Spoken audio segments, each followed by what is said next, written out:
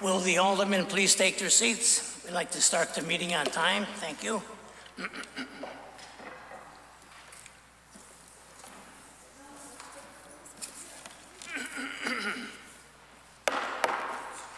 Good evening, ladies and gentlemen. Welcome to the 2026-2027 Board of Aldermen budget deliberations. Today is Wednesday, April 22nd, 2026. And we are continuing with the department presentations portion of the 2026-2027 automatic budget process. Will everyone please stand up and join me as we pledge allegiance to the flag? I pledge allegiance to the flag of the United States of America and to the republic for which it stands, one nation, under God, indivisible, with liberty and justice for all.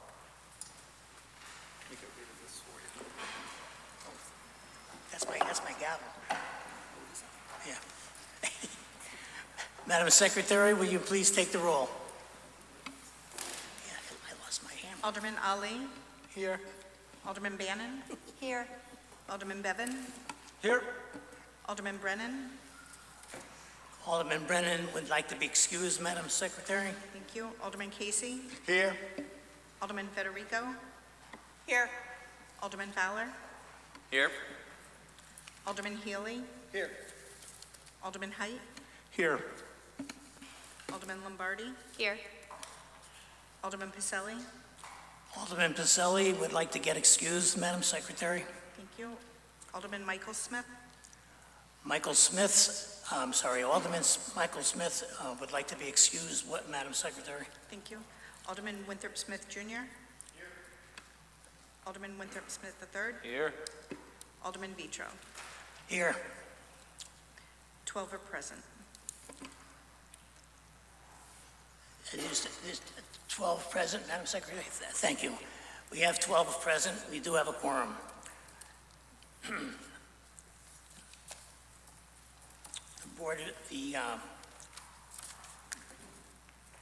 I'd like to have a motion to come out of recess. So moved.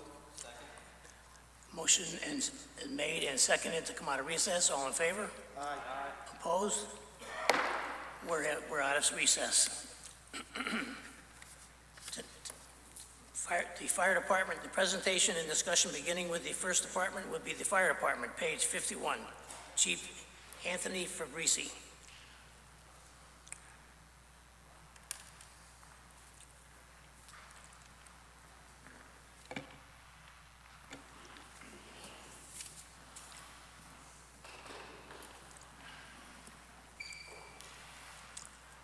Good evening, Chief. You could begin your presentation whenever you're ready.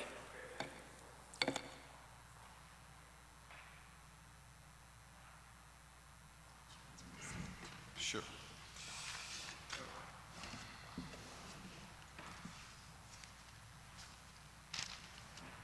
So good evening, everyone. For the context of tonight's discussion on the budget proposal, I think it's important because there's some new members for the Board of Aldermen here who haven't sat in on these discussions in the past, and I think it's important to set some context onto how we as the fire department arrive at our numbers, some of the factors we take into consideration in developing our budget, and some of the outliers there that you should keep in your mind. First and foremost, every year since I've taken over as chief, I've produced a fiscal year report, not only from the department itself, but from the Fire Marshal's Division as well. And those two reports are then packaged and I hand deliver them to every Board of Finance member, the mayor, to every Board of Aldermen member. Now I know some of you are new and may not have received them because they usually come in around late July, early August, once the fiscal year is completed and the report is completed. Those reports contain large amounts of data that should serve as a template for all of you when you come to the table and look at this proposed budget in making your decision and factoring your decisions when you vote on the proposed budget before you. But I'm just going to briefly begin this evening by outlining a few of the highlights that is included in those booklets and I think it'll help clarify how we arrive in this situation with the numbers before you. As you know, we are the EMS provider for the city of Milford. We also do EMS billing, which in turn generates revenue for the city of Milford. Let me just pull up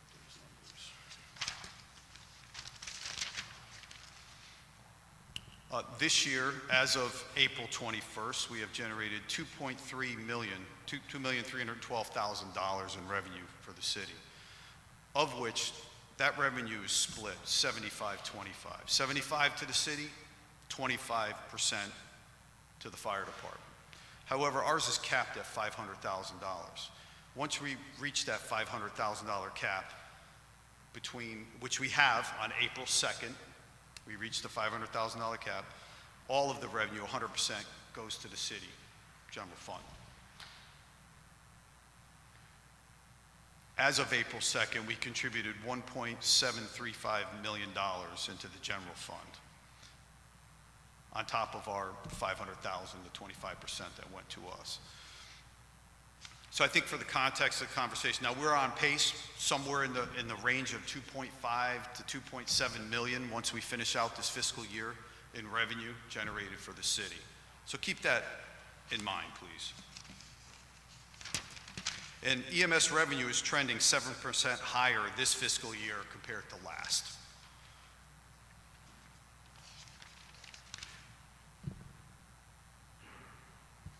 As the chief and assistant chiefs, and with me is Battalion Chief Jeffrey Luciano this evening. He's our EMS and finance chief and assists me in pursuing grants for the fire department. And grants are a imperative source of funding for us as a department. You know, we look to secure them not only to as a means of increasing our capabilities and supporting the department, but also alleviating, you know, the pressure on the budget and to the taxpayer. And so during our tenure, my tenure as chief, in approximately 3 years, we've secured $818,000 in grant funding to the city. The city's obligation was approximately $59,000 buy-in out of that 818. So as you can see, it was quite beneficial to the city. We've replaced our complement of self-contained breathing apparatus for our firefighters. Those have over a 10-year lifespan as designated by the NFPA standard. We've also are in the process of replacing our bailout kits for our firefighters to the tune of $75,000. The SCBA's, by the way, that grant was $484,000. We've also secured $160,000 to bolster our Marine complement for the city, which includes increasing our local response and our mutual aid response to our neighboring partners. We have a new Marine 2, which is a 21-foot rigid hull inflatable and a jet ski. We've secured $95,000 for an SCBA compressor. And I also have submitted for approximately $230,000 for grant funding to replace our early warning siren system along the shoreline. As you know, that plays an important role in the emergency management for the city. And I'm confident that we will be successful in that grant. To secure those grants, you need data, qualifying data. And that starts with software platforms, investing in software platforms. And it's a reflection of the men and women of the fire department's work. It starts with them. They roll out the door on a call, they gather the information, they come back to the station, they input that data into the system. It's not simply just for reporting and archiving. That information, the type of call, how many calls, we're up to 10,000 calls a year now, 10,000 calls for service for the city of Milford. And just for context, I came on the job in 1993. We were about 4,500 calls a year. We are now sitting at 10,000 calls for service every year. So the men and women, with their hard work and continued commitment, we secure that data as chiefs. We submit it in conjunction with the grant application, and we've been successful. We have a good formula. It's working.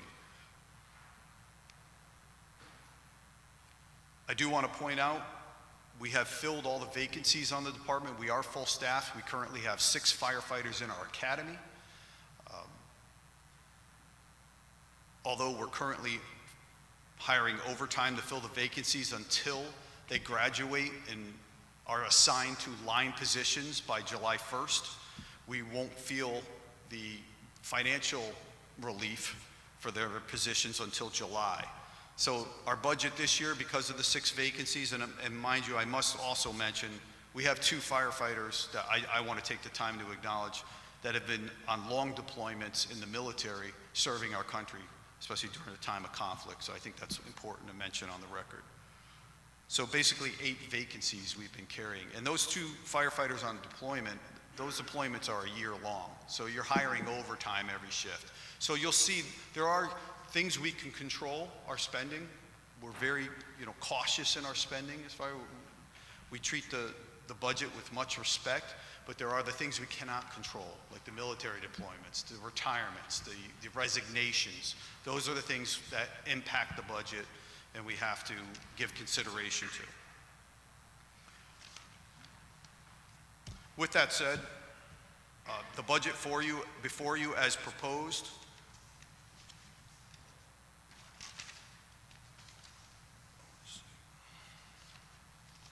so I believe our budget is currently, as submitted, was approximately 0.45% of an increase for the fiscal year as proposed. However, when it came back from the mayor's office, it was reduced to 0.22% increase to $33,542, which is essentially completely flat for the most part. Again, there are a few line items I'm happy to discuss with all of you or any questions you may have. I think what's important to remain on the forefront, I've been advocating for a long time for the department to say, it's time to come back to the table and reconsider the EMS revenue distribution, that 75-25. It's important for us. It's important to the men and women who are out there doing the work.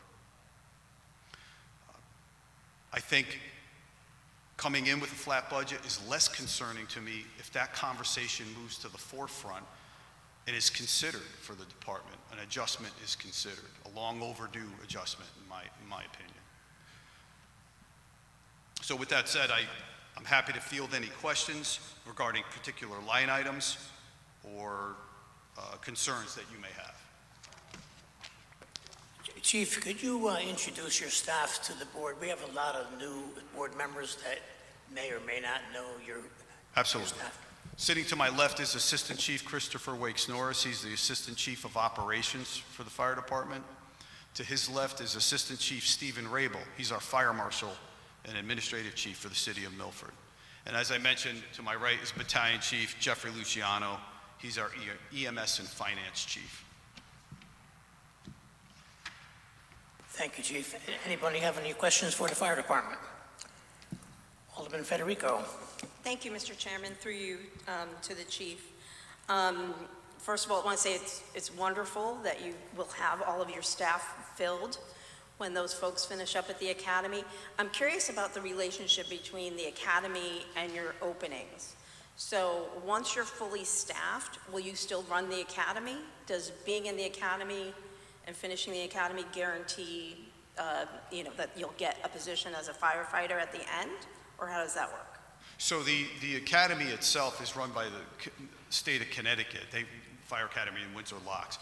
Now, you have to reserve a spot for an upcoming academy. So if there's no vacancies within the department, we will not place a reservation in the academy for a spot. So there's no impact there. Okay, and is there any cost to us for the academy? Yes, there is. It's approximately $8,500 to $9,000 per candidate to attend the academy. Okay. All right. Do you know what line that is in your budget? Which line? That would be...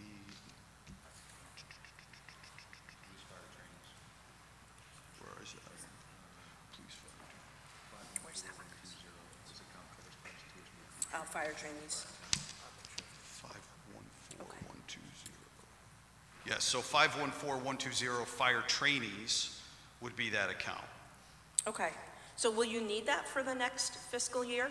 It depends Depends. upon retirements. Retirements? Right. Absolutely. Okay, all right, thank you very much. Thank you. Alderman Fowler. Thank you, Mr. Chairman, through you. Thank you for being here tonight, Chief. You talked a lot about the EMS cap. Could you, since the public watching might not know about this, could you take me through the history of the program and when did that start? And yeah, just why is there an emphasis that you're bringing before the board tonight to readdress? Sure.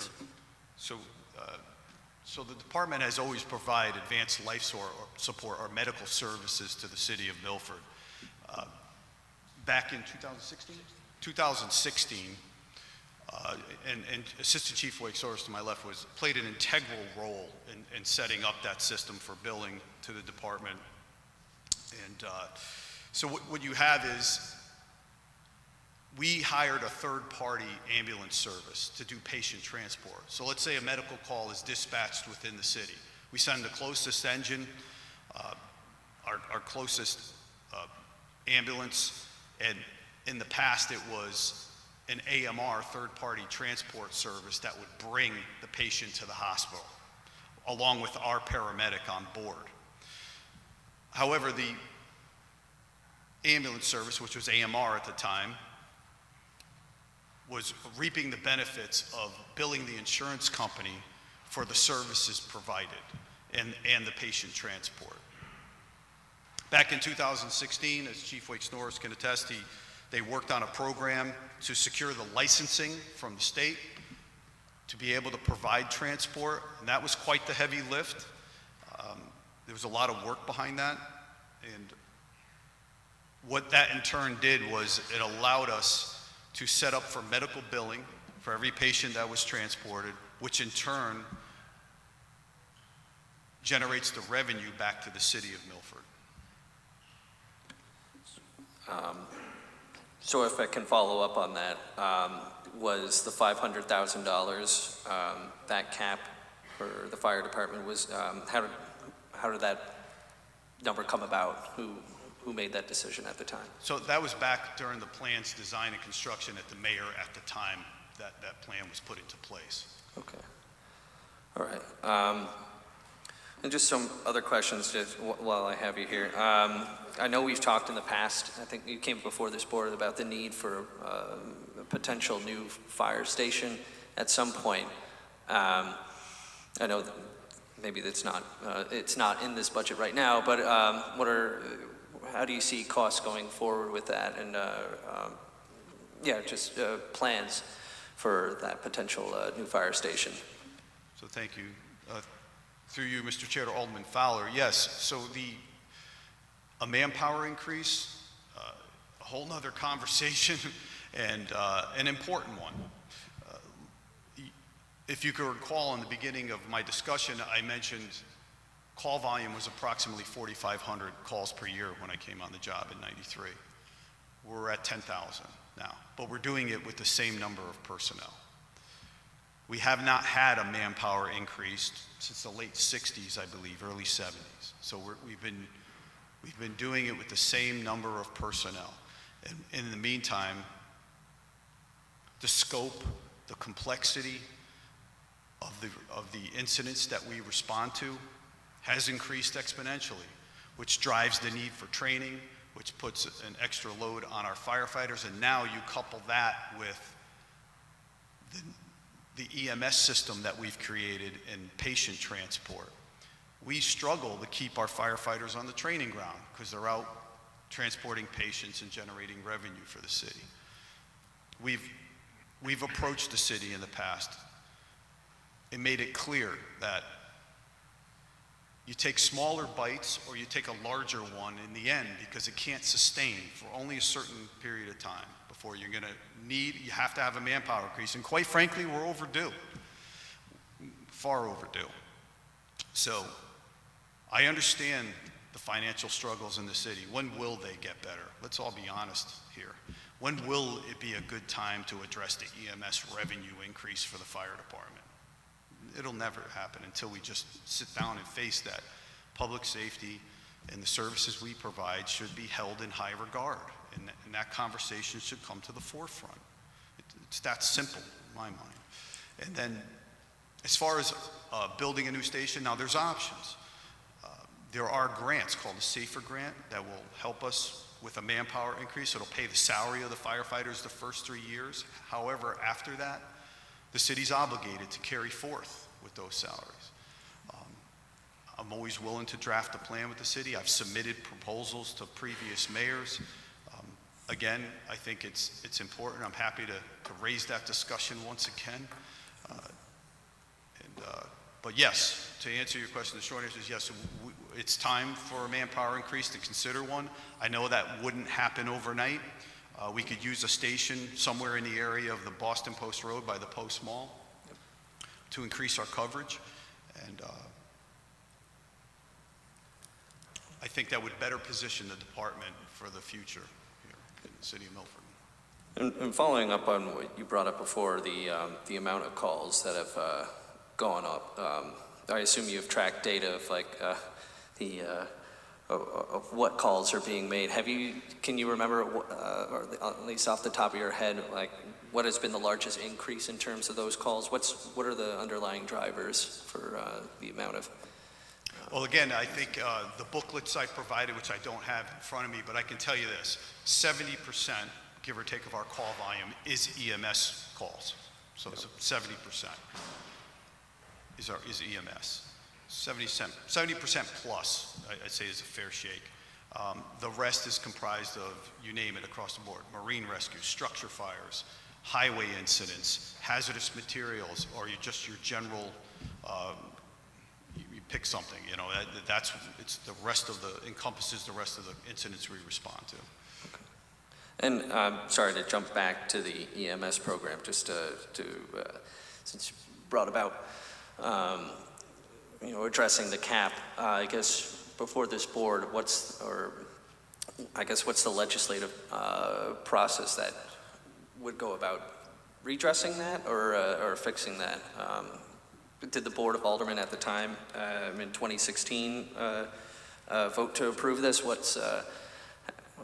Just legislatively, what's the process? That might be a better question to someone from the city, but I would think that would be a vote before the Board of Aldermen to consider whether or not to increase the EMS revenue or percentage between the city and the fire department and or remove the cap. Now, I have submitted a proposal, a scaled proposal, to not only Mayor Smith, but also Mayor Gianastasio. Obviously, I've been on that bandwagon for a while. I'm not going to smokescreen anyone. I've been advocating for a while now, and my proposal was very clear. Please remove the $500,000 cap. Let's go to a 5% increase per year for the next 3 years to a 60-40 split. And I thought that was a fair proposal. Okay. Thank you, Chief. Thank you. Alderman Bevan. Thank you, Mr. Chairman. Through you to the chief. I get asked probably every month when there's an emergency, a 911 call, and the amount of vehicles that actually go to that home. I usually get a call the next day. How come so many vehicles? I try to explain what it is, but Chief, could you explain to the people watching and listening, and maybe some of the newer members, how you determine what vehicles outside of police and outside of ambulance, that would be, we'll say, a truck and an EMS? Could you explain how that kind of works for me, please? Certainly. So it depends upon the type of incident we are responding to. Now, a structure fire will elicit a different response than a Charlie medical call, for instance. Let's start with a medical call, because I think it's the cleanest and simplest. So our SOPs, our standard operating procedures, dictate that you'll send the closest engine and a medic truck or an ambulance to that response. Now, again, in rare instances, or I should say in certain instances, if there is no if it's an ALS call, meaning it's a call that determines that advanced life support is needed or paramedic intervention is needed, and that is determined by the dispatcher through collecting information from the caller. So if a paramedic is needed and the paramedic doesn't happen to be on the closest engine or the ambulance coming in, the closest ambulance, they have to find the closest paramedic. So sometimes for a medical call, you'll see 2 fire trucks and an ambulance show up on the scene, which elicits a phone call to you saying, why so many? It's because we want to make sure we cover the bases and provide the services that we provide. It's imperative to get the personnel there. In a full assignment situation or a structure fire, the response is much larger, as you can imagine. You're looking at 4 engines, an aerial, an ambulance, a shift commander, battalion chief, which is that large incident command vehicle. So that's much more apparatus, and dependent upon the severity, what they find on scene, they can call for additional resources. I hope that answers your question. Thank you, Chief. Thank you, Mr. Chairman. Any more questions for the fire department? Yes, excuse me, Alderman Casey. Thank you to the chief. I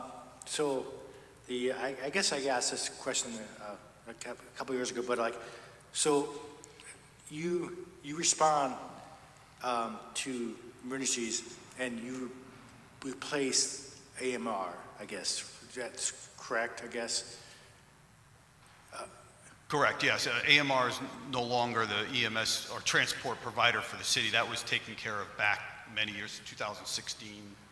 Okay, so you exclusively use AMR, you exclusively respond to the medical services, or you have, sometimes you have like a, in cases of emergencies that can't attend, you have like AMR on call back or call, I guess. Okay, I understand what I think what you're alluding to. So yes, we do have a contract with, it's Yale Access, I believe, is the ambulance company. It used to be called Nelson Ambulance, if you recall.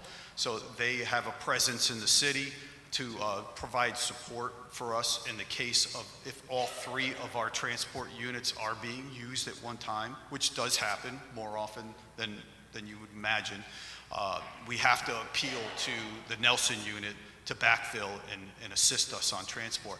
Now, if in the instance that Nelson happens to be out and all of our ambulances happen to be out, once again, they try to backfill to make sure that we have enough resources standing by in the area to cover and make sure we cover all the bases for the amount of incidents that may occur.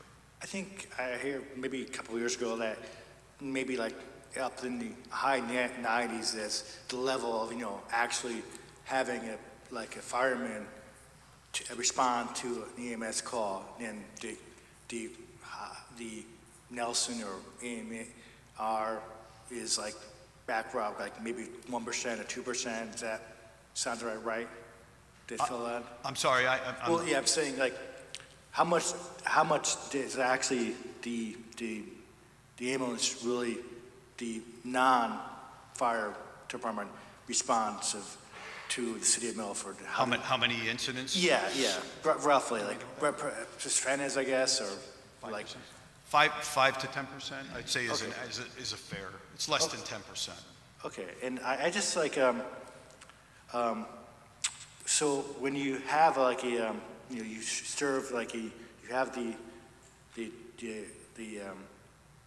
take somebody to the hospital and you bill the insurance company and then you collect the payments.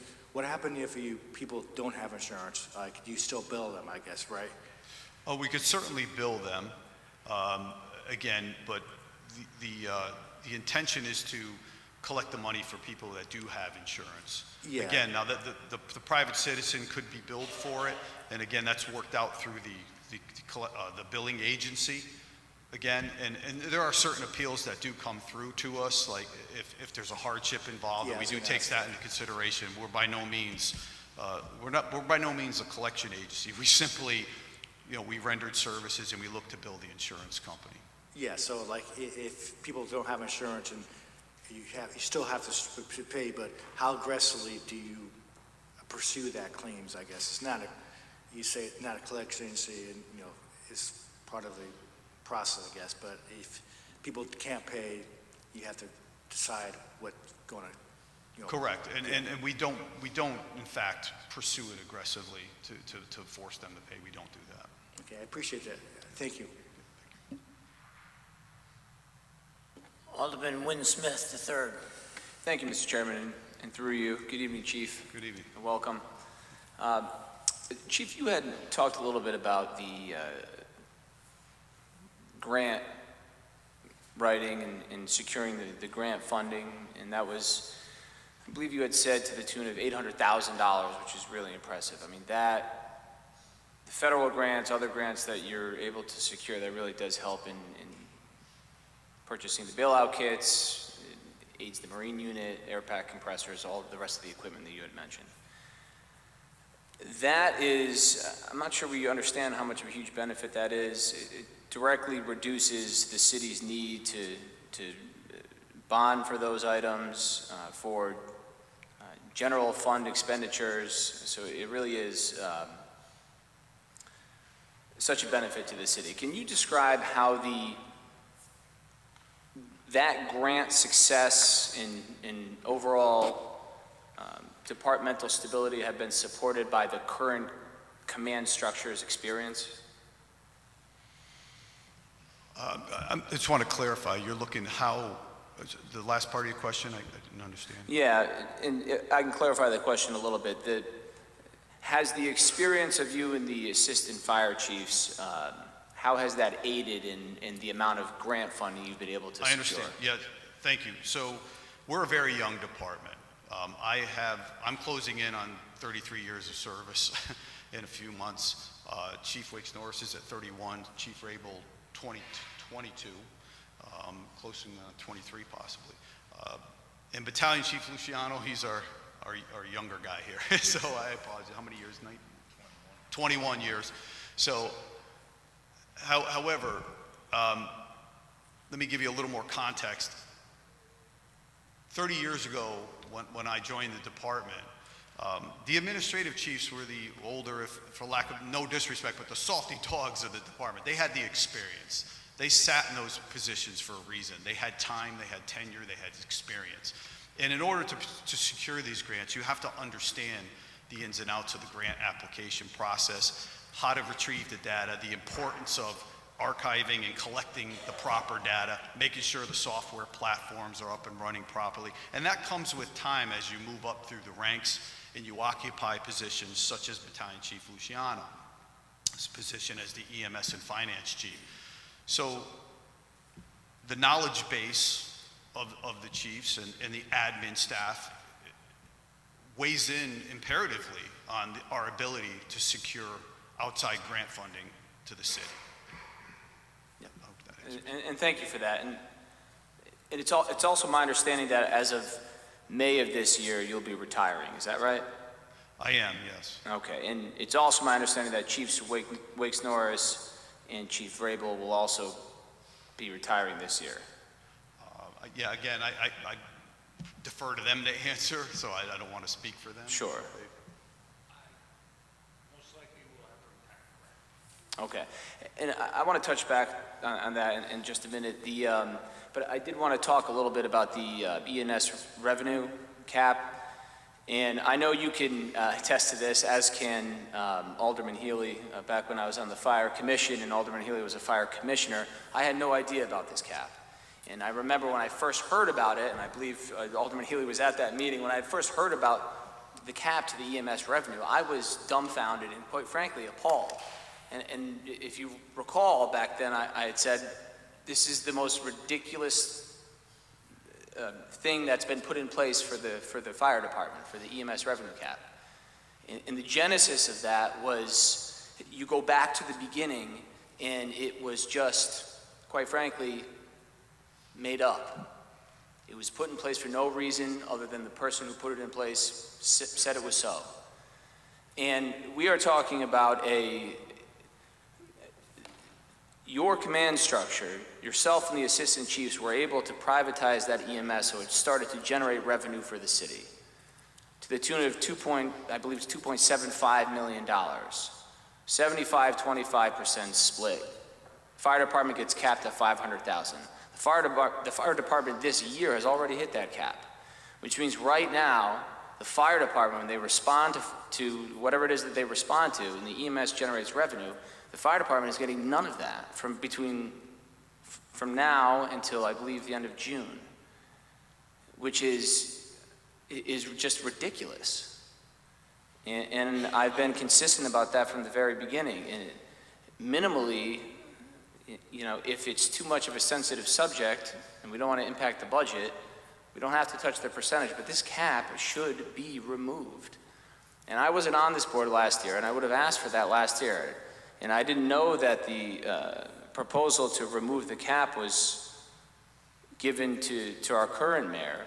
But I would certainly hope that, Mayor Smith, you would present that proposal to this board so that we can vote on that, because this EMS revenue cap benefits the city at the detriment to the fire department. That's all it is. It was designed to generate revenue to the city at the expense of the fire department. And that's my position on it. And Mayor Smith, hopefully we do see that this year, because I've never seen that proposal. The previous administration should have given it to this board, and I would make the same request if I was on the board then. So I hope we see that, Mayor Smith, and I hope you can provide that at least minimally as the proposal, even if not in an official capacity. My question to you, Chief, with respect to the EMS revenue is,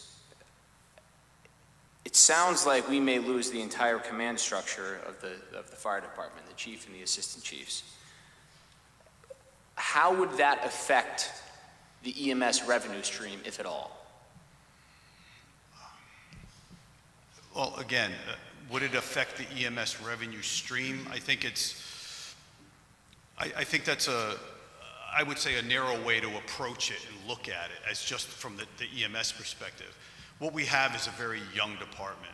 You know, our battalion chiefs, let's say for instance, the battalion chiefs are the incident commanders who occupy, there's 6 in total, 2 administrative, which BC Luciano is one, and then there's 4 line battalion chiefs who run the individual shifts, A, B, C, and D.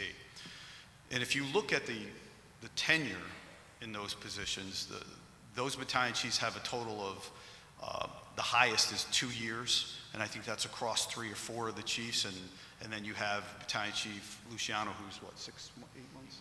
8 months in the tenure of battalion chief. So the assistant chief's positions, when they vacate and retire, you select someone by contract from the collective bargaining agreement to fill those vacancies comes from the battalion chief role. But historically, the battalion chiefs had 8, 9, 10, 12 years in tenure historically in those positions before they moved up to the rank of assistant chief. That no longer exists in a post-COVID world. We lost all of our experience. It walked out the door. Again, these were things that were red flagged and again, discussed at length.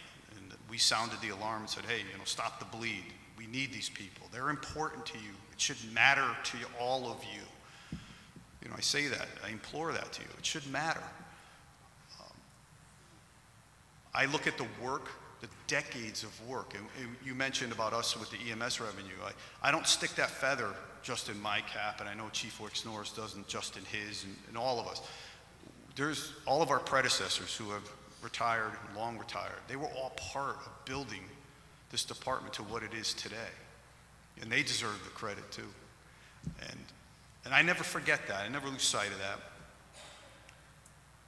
But I'm trying to carry on that baton and that torch to make it better, to make sure our services that we provide. Some of you on the board may not realize we're an ISO Class 1 fire department. You may not know what that is. And Insurance Services Organization rates fire departments across America on a scale of 1 to 10.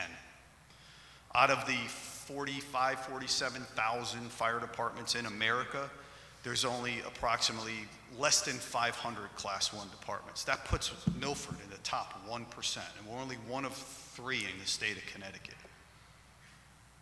We hold,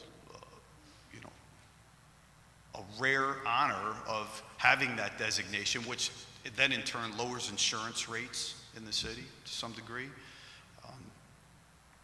It took a lot of hard work to move that over the line. And once again, that was done by past chiefs and predecessors to get that there. But we hold that in high regard, and we work hard to maintain that. But it's getting continually more difficult for us. Losing personnel, budgetary struggles, discussions on EMS revenue increases. Again, I'm not here to stand on a soapbox and complain. I'm here to implore to all of you, what we've built, you have to handle it cautiously. You have to invest in it to keep it at the level we've developed it to, and to invest in the future, not only of the department. A great department isn't made just with equipment and turnout gear and these items we fund with grant funding. A great department is made by the personnel that respond to the calls and that manage it. And it's important to look at them as not just this replaceable figure. Well, if they go out the door, we'll just hire somebody else. It's not the case. As of late, we've had retention issues. We've had firefighters go to Norwalk, New Haven. I interviewed them. Why are you leaving? And I will say, not everyone leaves just for the money, but the majority, I can tell you, the vast majority, over 50%, 60%, 70 maybe, are because of the pension structure and the pay. They want to feel valued here. They want to feel supported. So. And thank you, Mr. Chairman. Just a couple more questions through you.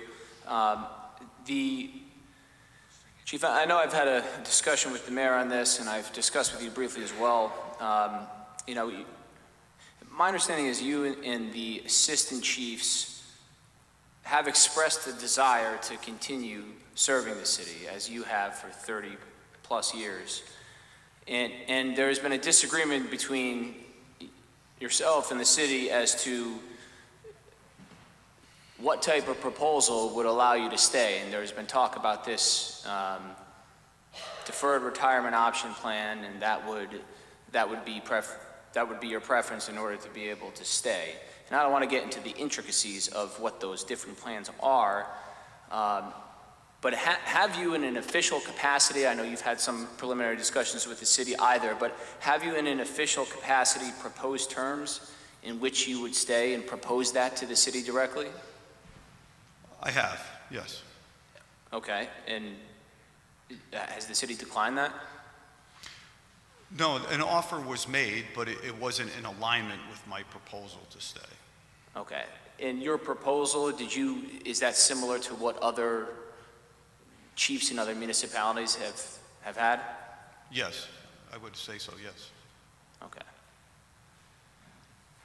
Well, I appreciate being here tonight. I appreciate you answering our questions. It's really unfortunate and a sad state in our city when we essentially, it seems to me, almost forcing our chief into retirement, especially one that's dedicated over 30 years to the city.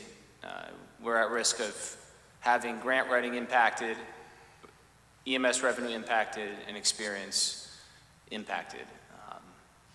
It's really unfortunate to see, but I appreciate you fielding our questions. Thank you. Thank you, Mr. Chairman. Alderman Healy. Thank you, Mr. Chairman. Just through you to Alderman Smith, there was a time where Alderman Smith was a new fire commissioner. I actually served from this board as a liaison to the fire department. I was not a fire commissioner, but served as a representative from the Board of Aldermen as a liaison. Yeah, you said I was a fire commissioner, but anyway. So from Sorry about that. Okay.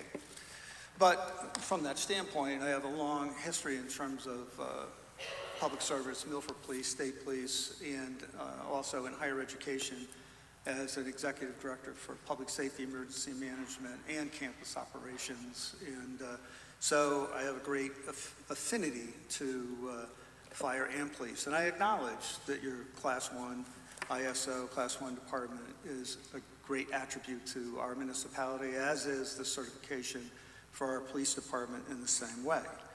Now, when we talk about budget and we talk about the EMS, funding from a global standpoint, we're looking at your total budget of $15,327,630.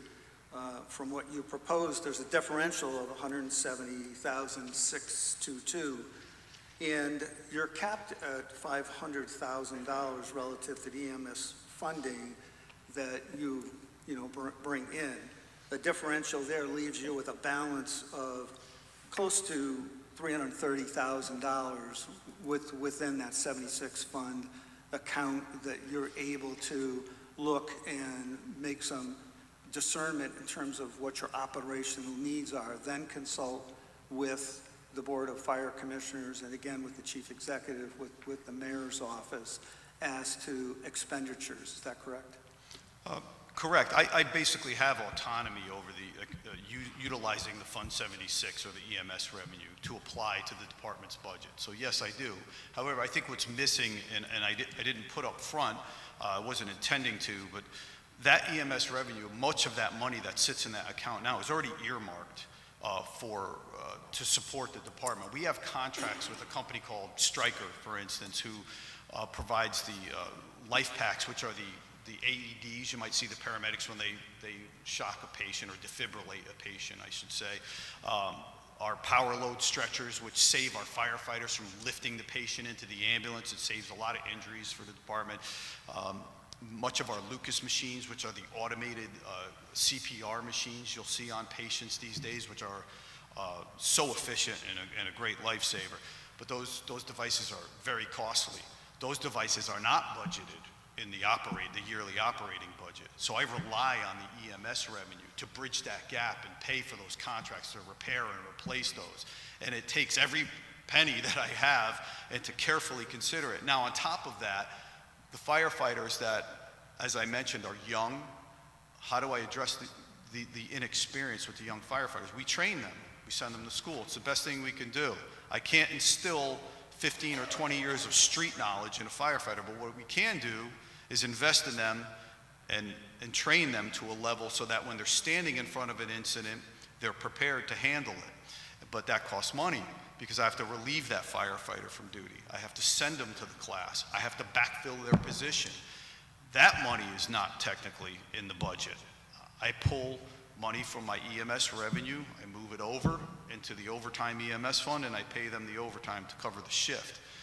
Again, that's why I've been imploring for quite some time for the EMS revenue increase. There's a broader picture and a broader mission at play here that needs to come to the forefront. Okay, and in that discussion that Alderman Smith had mentioned when he first learned about the cap and then the total sum, the service is outstanding that we provide, that your department provides to the city and the EMS, 70% of calls. The fact that we have paramedics on all three shifts is of great benefit to everyone within this municipality, because the call time in terms of getting to the scene and effectuating life safety measures is just outstanding versus a town where there's only volunteers. So in the discussion that we had, and he said, well, why isn't all that money, applied to benefit the fire department? You folks are garnering it. What I stated at that meeting and what I say now is that there's a greater objective that's there. It's the total public safety responsibility, and then it's the responsibility of what's vested in the elected chief executive of this municipality, who is the mayor.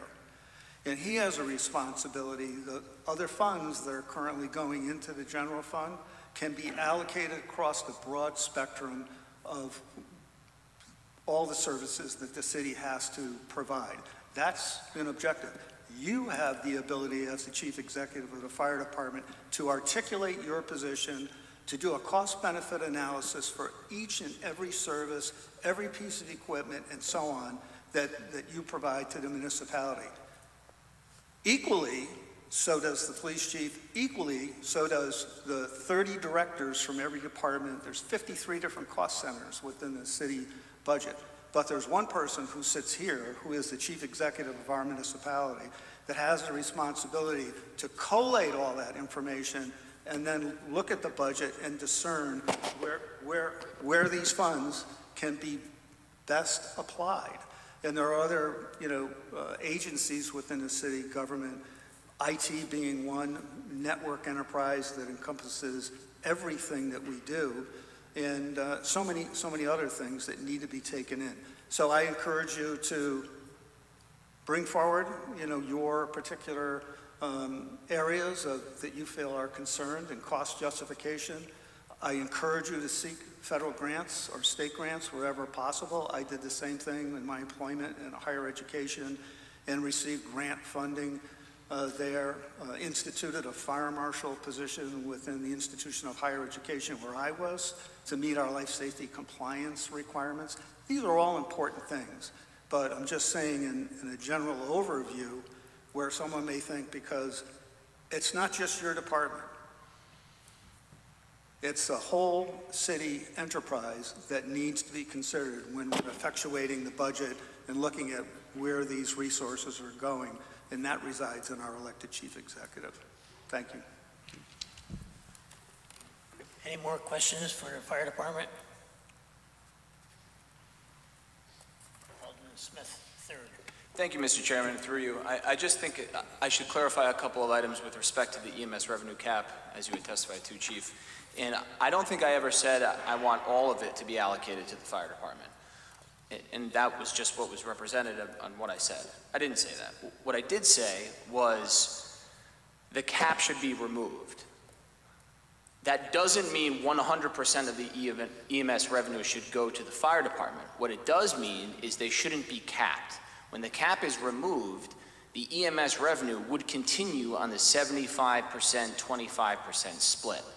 I know, Chief, you had talked about changing that percentage, and that's not what I'm talking about. When I say the cap should be gotten rid of completely, it should be completely removed.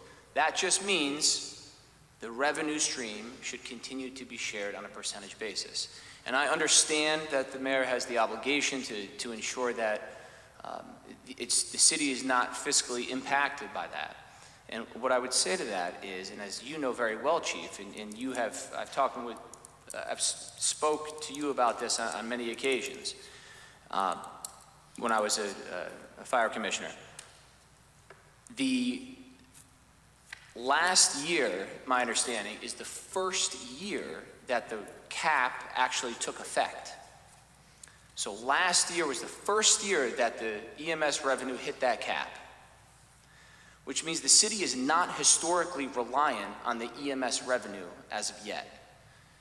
And as we know, as time goes on, the city will then have an expectation of revenue above the cap that comes into the city for various different projects in the city. So the best time to address and remove the cap is right now, before the city becomes historically reliant on the money that comes in above this EMS revenue cap. Right now is the time. So yes, the mayor does have an obligation to be fiscally responsible, and I completely understand and acknowledge that. But he also has the responsibility to ensure that the fire department has everything that they need. And this fire department privatized the EMS revenue. They were able to ensure that the EMS revenue started and was generating revenue for this city, this fire department. So an arbitrary cap should not be there. And if it's not fiscally impacting the city, I do not see why we're going to keep it there, especially since it was arbitrarily put there to begin with. So just to clarify, I'm not in support of having material discussions as to changing the percentage, but minimally, the cap removal should take place. Thank you. Thank you, Mr. Chairman. Alderman Federico. Thank you, Mr. Chairman. Through you to the chief. I do want to echo what some of the other members have said. Your organization is outstanding. I've been to your demos and seen your equipment. I want to understand a little bit more about how you decide what you're going to use your Fund 76 account for versus what you put in the budget. Because for me, I look at the budget holistically. So if you have needs that you could be using that EMS revenue towards, my question basically is why not put those needs in the budget, and then we as aldermen can see and have the visibility to see what they are? Well, again, I did put items in the budget itself, the line items of the budget in my initial proposal. But you have to understand, the messaging, there's much conversations that happen between myself, the mayor's office, our finance director. It only behooves me or benefits me to understand where do we stand as a city in our financial picture, and to be responsible in our approach to a budget submission. Not to be, well, listen, it's not a wish list. What is it going to take for us to run the department reasonably efficiently, right, and check the boxes that we need to every year, and without overextending ourselves. So I've always taken that seriously in my role, in my capacity, and I will continue to do so. But again, as far as the EMS revenue, it comes down to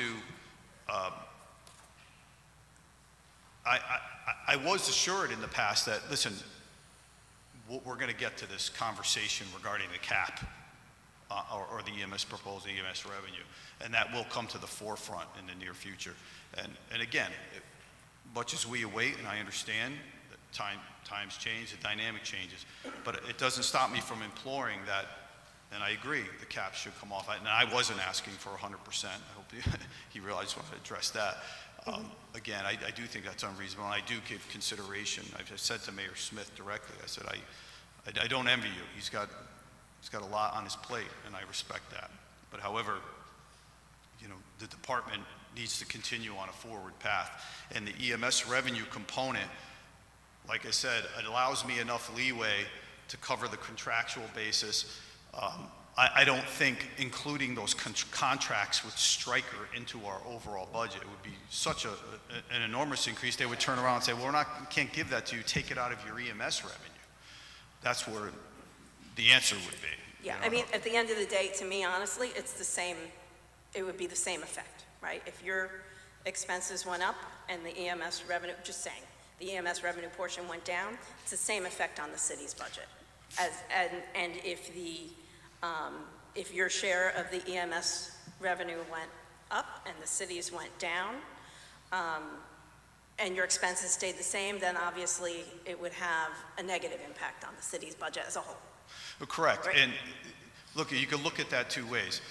Putting it in the Fund 76 allows me a bit of leeway and bandwidth to be able to manage those funds and apply them into certain areas. If I guesstimate in a specific line item and say, I need X dollars in this line item and that line item, and again, if you happen to be off the mark for a whole multitude of possible variables, right? Nobody has a crystal ball. We've seen since COVID the inflation, the price of apparatus, equipment, it's gone up, it's gone down. It's been a roller coaster for us. But again, instead of pigeonholing in a singular line item, I think we've kept pace in certain line items for the most part, barring a few. The Fund 76 allows me the ability and leeway to be able to have some autonomy over saying, okay, well, I have to do some additional training, I could pull from Fund 76. I need additional equipment, I can pull from Fund 76. I don't have to rely on a specific line item. So that's where I think it affords us as chiefs and myself the ability to have a little bit of freedom there, if you will, to apply strategically in specific places where it impacts the department and we get the most bang for the buck, if you will. Yeah, I heard you say earlier that it's the money that you had the autonomy over, Correct. right? So it's a fund that you can use that you don't have to go through this budget process with us. Correct. Yeah, I mean, I guess my thought would be if there are things you really need, put them in the budget for us so that we could see them. Understood. Yeah. And for the most part, that is the case, I think, what you see there. Look, for instance, here's a point, to make your point, on page 52, fire clothing and rubber goods, for instance. Under operational expenses, about middle of the page, you'll see it there. 564722 is the line item. I proposed or requested $100,000 in that line item. The mayor recommended 85, I understand. So historically, that's an underfunded line item. And to make up for those monies, I pull from the EMS revenue. But what is that line item used for? So the firefighters, the turnout gear ensemble that they wear. We're on a 5-year rotation, so 25 sets need to be ordered per year. It's pretty simple math. 25 sets times approximately $4,000 per set is $100,000. That's where that number comes from. When they funded at 85,000, I'm underfunded by 15, so I pull from the EMS revenue. All right, thank you. Any more questions? Yes, Alderman Bannon. Thank you, Mr. Chairman. Through you, Chief. The fire department service, so obviously most of your funds is salary and benefits, sort of like education. I was looking at the capital outlays under vehicles and equipment, and maybe you've just answered this question, but I'm going to ask it. I know the mayor's office recently provided a new command vehicle for you. That was originally in the budget. But if you don't have working fire trucks and working vehicles, you know, and they're not on the budget, where are you going to pull from Fund 76 account to grab money for that? I mean, it's concerning if something were to happen to vehicles. I know a command vehicle is nice, but your fire trucks and your other vehicles that are necessary. In the budget, it says $60,000 under vehicles and equipment under capital outlays, but I know that would never cover something that expensive. So would you use the Fund 76 account for an emergency like that? Sure. So through you, Mr. Chair, to Alderman Bannon. It's a good question. I think what you're looking at here, when we see vehicles and equipment, that doesn't encompass necessarily fire apparatus. Those vehicles are much more expensive and need to be bonded for, as you probably are aware. So what we use that line item for is typically our administrative staff vehicles. So it's whether it's a chief's car, a fire inspector's car. And again, we purchase and look to procure vehicles that suit the need of the department and are by no means anything above that they meet the need, and that's simply it. We want to make sure they're reliable, they're safe, and they meet the needs of the department. Now again, the 60,000 I requested, I think we sat at 50 the previous year. He reduced it. But however, when I approached Mayor Smith, he said, "Hey, Chief, I have a different plan here regarding your command vehicle." He says, "I have some funding. I'm going to pull it from another source, and I'm going to cover the command vehicle." And I was fine with that. So I just make that clear. He did most certainly clarify and support the procurement of a command vehicle, which would have still been a heavy lift because you're looking at approximately $150,000 for a command vehicle. Now, the average chief's car or fire inspector's vehicle, you're looking somewhere between the area of $35,000 to $65,000. So that's where that line item would come into play.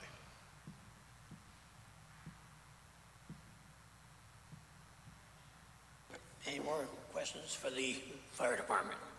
Alderman Fowler. Thank you, Mr. Chairman. Through you, I think this might be a question for the finance director. So how has the city historically used that revenue from the EMS fund? Where does that go? I know it goes into the general fund, but have we paid for any items with it? Have we filled it? Any other accounts? Could you take me through what have we done with money generated above that cap? Through you, Mr. Chairman, Alderman Fowler, I assume you're referring to the line item in the general fund for EMS revenue. So as you can imagine, that is a source of other revenue besides taxes in the general fund. So one way to look at it is that it is less than the fire department budget. So it is a fair perspective to say that that money is being used to fund the operations of the fire department, other than taxes. So it goes back into the operations for the fire department? Is that, did I understand correctly or no? Through you, Mr. Chairman, to Alderman Fowler, please keep in mind that the revenue, we talk about allocation of the revenue, the expenses are what are allocated. So the expenses are allocated to cost centers, to departments, to specific line items, but the revenue, there's not a direct correlation to say, oh, it's funding these items, but certainly you look at the whole amount of revenue and is used to fund the entire budget for the city. And then again, you look at the amount, it's about 2 million, more or less, and the fire department budget is over 15 million plus in the budget being proposed. So it would be fair to say that a good portion, if not all of it, is used to fund the fire department. Thank you. Thank you. Any more questions from the board to the fire department? I see none. Thank you, Chief. Thank you for offering all. You're going to stick around for the other three? Correct. Lights, hydrants, and water? Well, you want to take all of those at once, so the questions could refer to any one of those three? Sure, that's 62. Lights, hydrants, and water, emergency management, and CMed. Okay, so lights, hydrants, and water, once again, those are fixed numbers that I basically have no autonomy or control over, just so you know. Again, I would defer to probably our finance director to answer any questions regarding that. I believe, the hydrants themselves, we have 1,443 hydrants in the city of Milford, just for reference, and those are maintained by the regional water in New Haven. I believe we're under contract with them, and that's what that number represents for them to make sure that when we pull up on scene, we have a functioning hydrant and we get water out of it when we need it. Again, if there's any issues with that hydrant, we do report it to them and they send a crew out to fix it. As far as the lights, street lighting, I know it falls under technically fire department budget, but I can't speak to that as in the past. How about the emergency management, Chief? Sure, emergency management, we came in flat again on that budget. We are doing just fine there for now, and there's no need for an increase in the emergency management side. As you know, the messaging is important on emergency management. We have an assistant EMD who works closely with me to making sure that the proper plans and the local emergency operation plan is ready and in place. The residents of the city remain well informed through the mayor's office, through the Everbridge system. And again, those budgetary line items have supported us up until this point. I don't see a need for an increase at this point. And once again, we came in flat. Alderman Healy. Thank you. Under emergency management, you just mentioned you have a deputy director. It's not listed within this budget, but it is federally funded, is that correct? It is. It's funded through a grant from the state. And that grant continues through? To my knowledge, it does not have an expiration right now. Okay. And additionally, this is obviously a very critical part of your organizational responsibilities. You would be the emergency management director for this municipality. And then there are statutory state compliance requirements, and we have regional partnerships and regional coalitions that we interact with.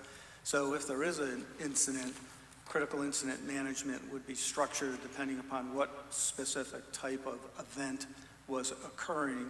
Maybe you could discuss some of those operational aspects of it for the board, and additionally what your current director, deputy director, who runs the EM function does.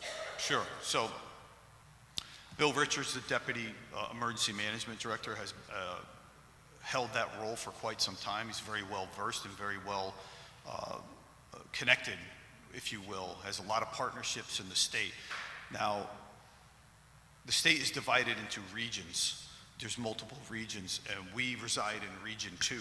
However, we are right on the border of Region 1 and 2, which is the Stratford line. So we have a unique partnership with Region 1, and sometimes we conduct some training, and we cross paths with them more often than some of the other regions in the state.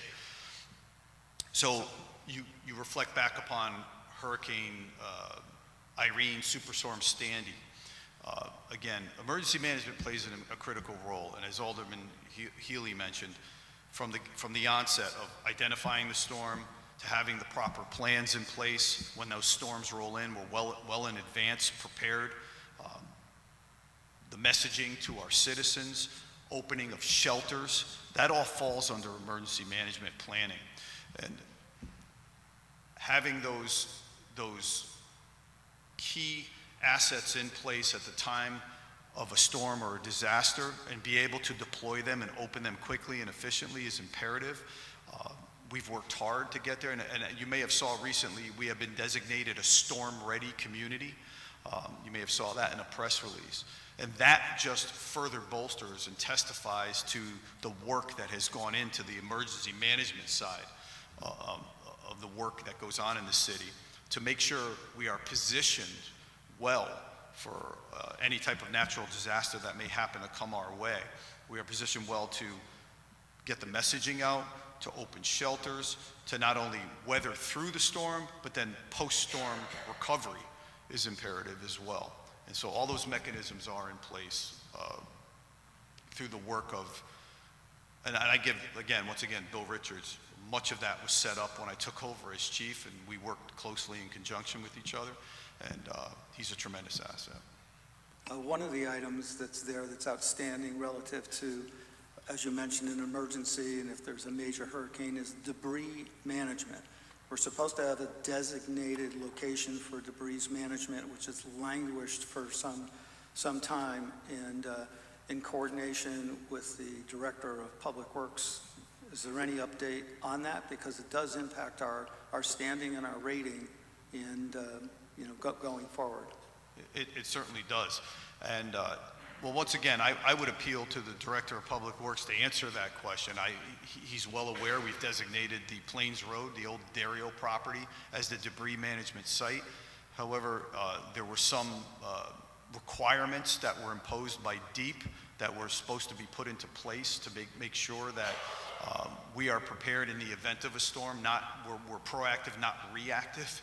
And again, I would appeal to him for a follow-up on where we stand with that. I've made my appeal, and I think again, I think it's more from an accessibility standpoint is where the hang-up is, and is that going to be the long-term plan for a debris management site for the city? I know the city may be considering pivoting to another site. And that's fine. Once again, and if we do pivot to another site, we will go through and notify the region and the state to come down and do an inspection to make sure it's suitable for us to use as debris management, and we will make sure it meets the needs and checks all the boxes. I will, as Chair for Public Works, I will address it further with Director Staley on that particular matter, but I was looking for your perspective on that, because it does impact our flood rating and our flood insurance rating comprehensively.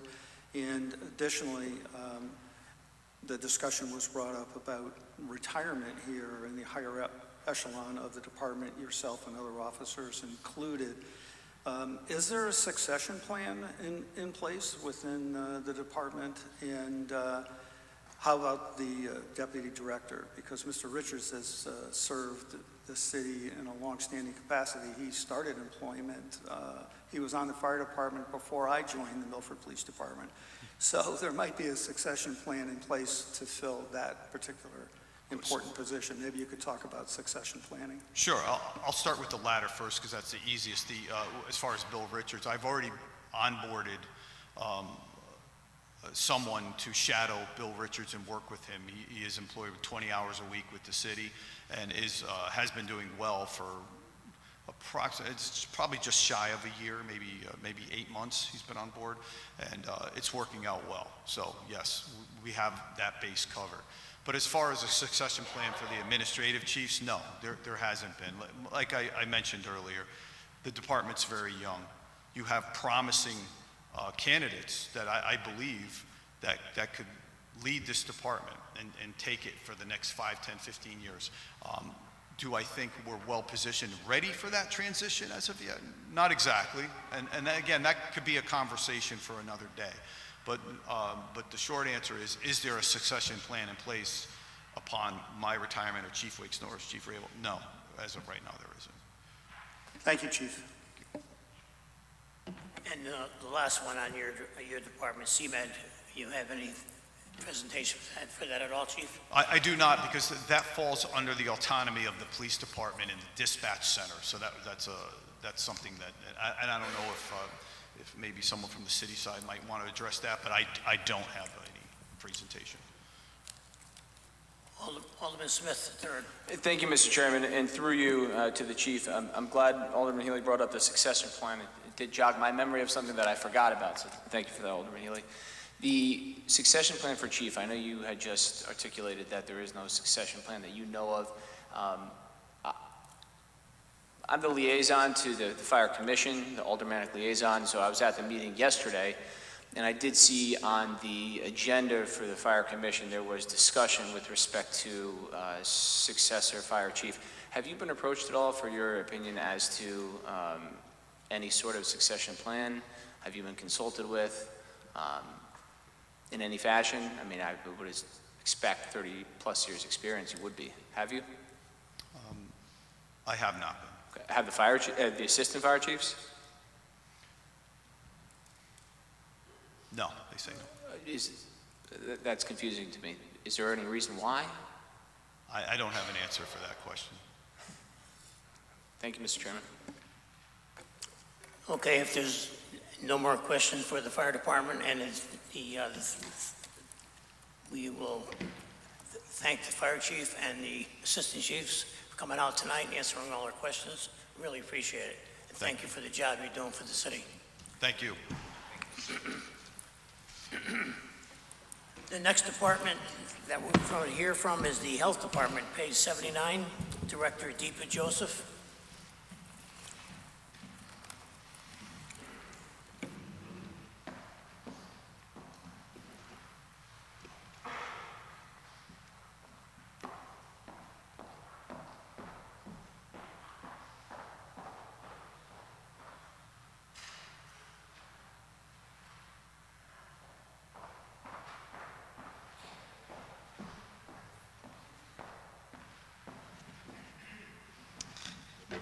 Good evening, everyone. So I typically like to start out my presentation each year with providing you all with an update on what the Department of Health and Human Services has been up to over the prior fiscal year. So what you are receiving right now is a document that we have put together that really covers all of our programmatic activities in the previous fiscal year. So I would love to take you through this document and just point out some highlights from our activities over the past fiscal year. So on the front, just a couple of things to mention. One, relative to grant funding that both the Department of Health and Human Services pursues and has received. So last fiscal year, there were over $910,000 of grant funding managed through the Department of Health and Human Services. And then, sometimes from time to time, there are questions in the community about what does the health department do? Maybe people who have never had to utilize the health department services. But it's important to recognize that last fiscal year and prior fiscal years, we are serving Milford residents from our youngest ones to 4 months of age, all the way up to 98 years of age in our community. So we really are seeing the spectrum of our residents within our departments. And then I'll also highlight, particularly through our Human Services Department, really over what totals $829,000 of assistance provided to Milford residents in need. And I'll go into some of those details when we get to that department. So if you move on to the inside first page, specific to our environmental health division, this is the division that really is more of the enforcement arm of our department. And really, again, for those who sometimes feel like, oh, I've never had to go to the health department, I've never used their services, this is the department that really is involved with making sure that the food that we eat, the water that we drink, the air that we breathe, that all of those things are being taken care of in the way that they need to. I won't go through all the details of the numbers that are provided under this section, but I will draw your attention to the top of the page, the green boxes that really show some trends from the prior fiscal year and what we've seen. So an increase in 20% of interagency requests for assistance. So that is primarily after-hours requests from either the fire department or the police department on calls, most often relative to troubled housing cases, hoarding cases, where we need to go out and assess those situations for imminent danger and safety threats.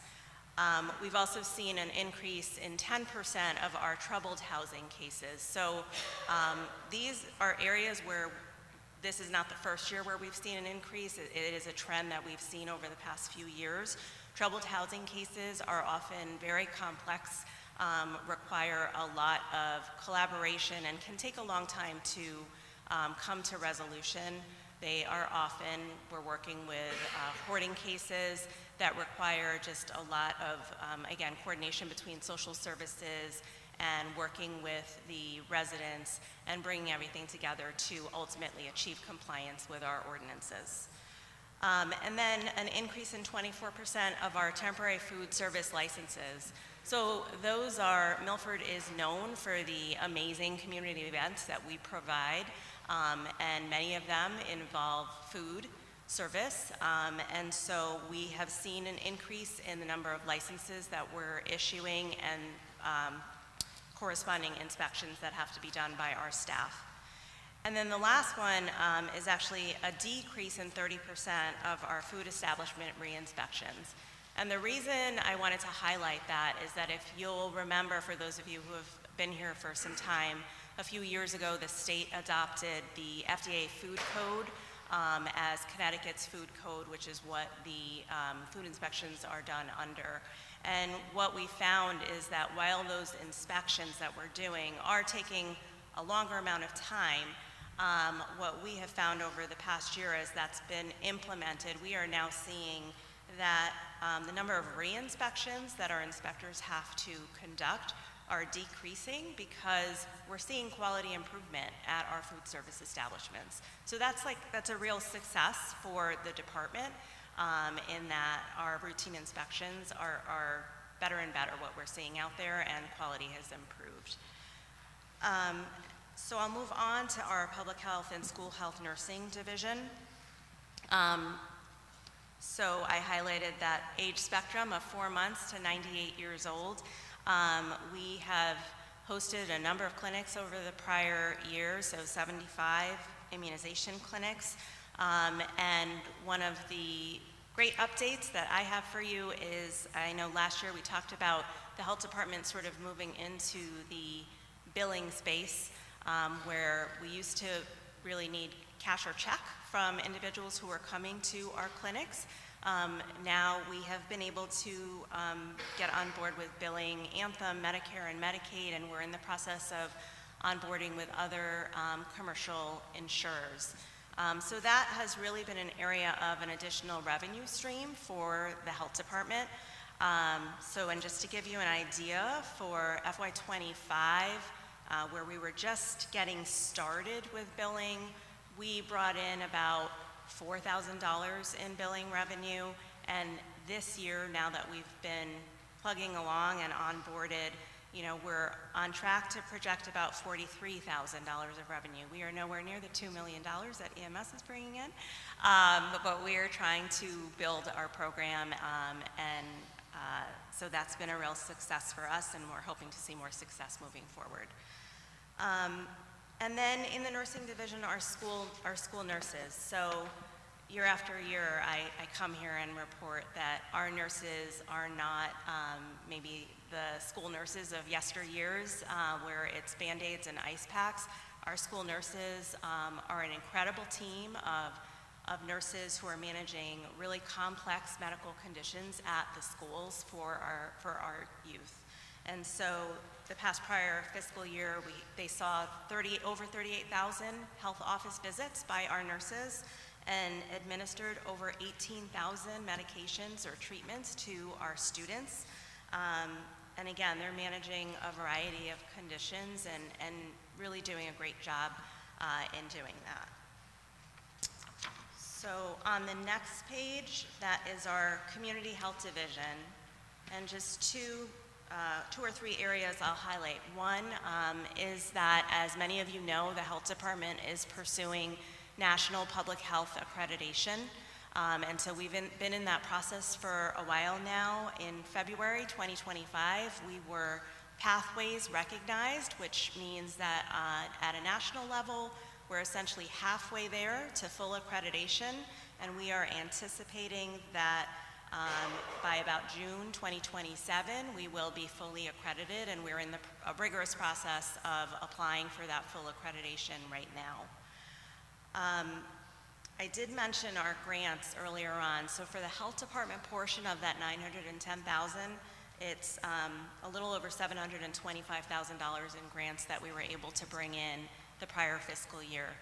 What I will draw your attention to, as many of you may be aware, grant funding for public health and human services has been significantly cut over the past year or so, and we're not really seeing change coming down the pike for at least the next few years. So that number is going to significantly decrease, and that is what we are anticipating and what we're seeing.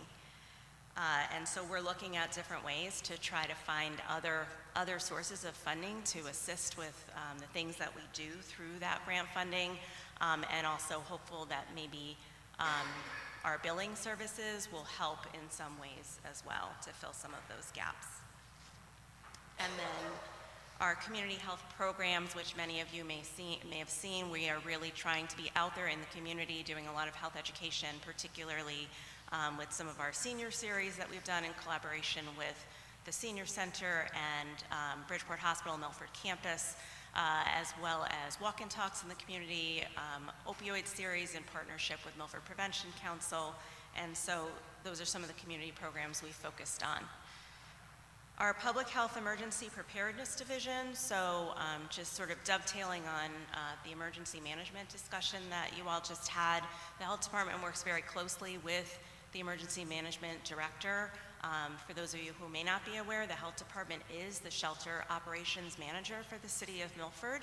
And in order to do that work, there are a number of plans that we put into place and review and update and exercise each year. We do manage Milford's Medical Reserve Corps, so that is comprised of 187 Milford resident volunteers who are trained and ready and prepared to be activated should there be any public health emergencies. Within that 187, we also have 29 CERT team members, or Community Emergency Response Team members. These are our individuals, again, who we would activate if we ever had to open up a shelter or provide emergency services.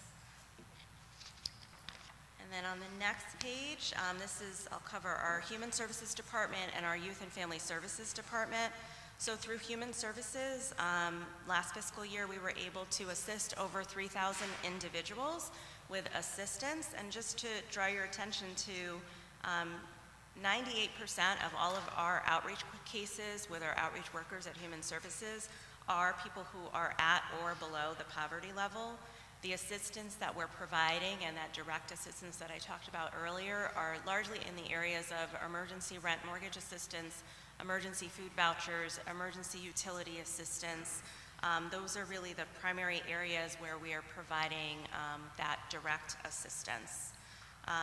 Many of our referrals, in terms of our community referrals, about 16% of our referrals come through partnerships with our schools, And then the remaining 84% come to us either their self-referrals or referrals through community partners within the city of Milford. And then for youth and family services, this is the part of our agency that works very closely with our school system in particular, and really kind of tries to supplement some of the, and assist with some of the needs of our young people in our community. So we were able to assist over 200 individuals with basic needs. So that would be in the area of food insecurity. It might be around clothing assistance, things like that. And then our other school programs, we run a back-to-school backpack program, which used to be run by the Salvation Army Milford Service Unit, and when that sort of closed up shop, Youth and Family Services stepped in, and last year we were able to distribute 279 backpacks to Milford families for school. Our program coordinator also runs groups within our schools for children who are in need of support group services as well. And that's done in partnership with the school social workers at Milford Public Schools. So that is really just a quick overview of what we've been up to, and I'm happy to answer questions around that. Relative to the budget, in terms of the health department budget, we have just about come in flat this year, but I'm happy to take any questions regarding the health department budget. Alderman Smith III. Thank you, Mr. Chairman, and through you, good evening, Director Joseph. Very good to see you. Thank you for the pamphlet. Very informative. Appreciate that very much. I have just one question. The troubled housing cases, I know you had mentioned, I'm just wondering what definitionally a troubled housing case is. I think you had mentioned maybe a hoarder situation, but does it also include homelessness or maybe incidents of domestic violence? What encompasses troubled housing? Sure, thank you so much for that question. By and large, these cases have really been around hoarding situations or clutter situations, squalor conditions. We utilize the terminology of troubled, particularly as these are cases that are more difficult to come into compliance. Those difficulties might be the result of an owner's financial situation. There may be mental health or behavioral health issues impacting their ability to comply. So those are typically the situations. Those are not situations where we're dealing with unsheltered populations, because these are typically properties that come under orders by the health department specific to the property that's owned by residents. Excellent. Thank you so much. Thank you, Mr. Chairman. Any questions for Mr. Joseph? Alderman Fowler. Thank you, Mr. Chairman, through you. Good evening, Diva. Thank you so much. I'll echo what Alderman Smith said. This is very informative. I do notice in the budget that you had that the department requested an extra position known as the Housing Enforcement Officer for a little over $64,000, but obviously the mayor and Board of Finance recommended that that position not be added. But what would that position have done, and who is doing that job right now? What's the justification for the position? Thank you. The justification for the request for the position actually correlates directly with those first two green boxes under the Environmental Health Division of, the past 3 years at least. We've seen a trending increase of interagency requests for assistance and troubled housing cases. Those currently are handled by our registered sanitarians at our department. For those of you who may not be aware, the sanitarians, everything that's listed on that Environmental Health Division page is what the sanitarians are working on. So it can be food service inspections, all of our regulated establishment inspections, but then also housing investigations, complaint investigations. And so they're the ones that are out there responding to these concerns. So the Housing Code Enforcement Officer would be utilized to be able to address those complaints that are relative to our housing code. Would you anticipate next year coming back with that position for the budget? I would likely anticipate that just based off of this current fiscal year and the number of, this is just kind of roughly the number that we've responded to for just interagency requests. I do think we're still seeing that trend, and it is a position that I did request in the last budget as well. Okay. And one other question that I had that I know it's not necessarily in a line item in this budget, but I remember us talking about the board talking about potentially building a new building by Wasson Field, that parking lot. I think that was, what, December 2024, or if my memory serves me right. What is the status of that building? And yeah, if you could, yeah, is that being worked on? What's happening with that project? Thank you. So the conversations around the building go back to ARPA funding conversations that started following the pandemic. So originally the optimal site that was being looked at for the building was over at the Wasson Field parking lot for health and human services to be over there. At this point, the ARPA funds do need to be expended by December 31st, 2026 per the ARPA rules.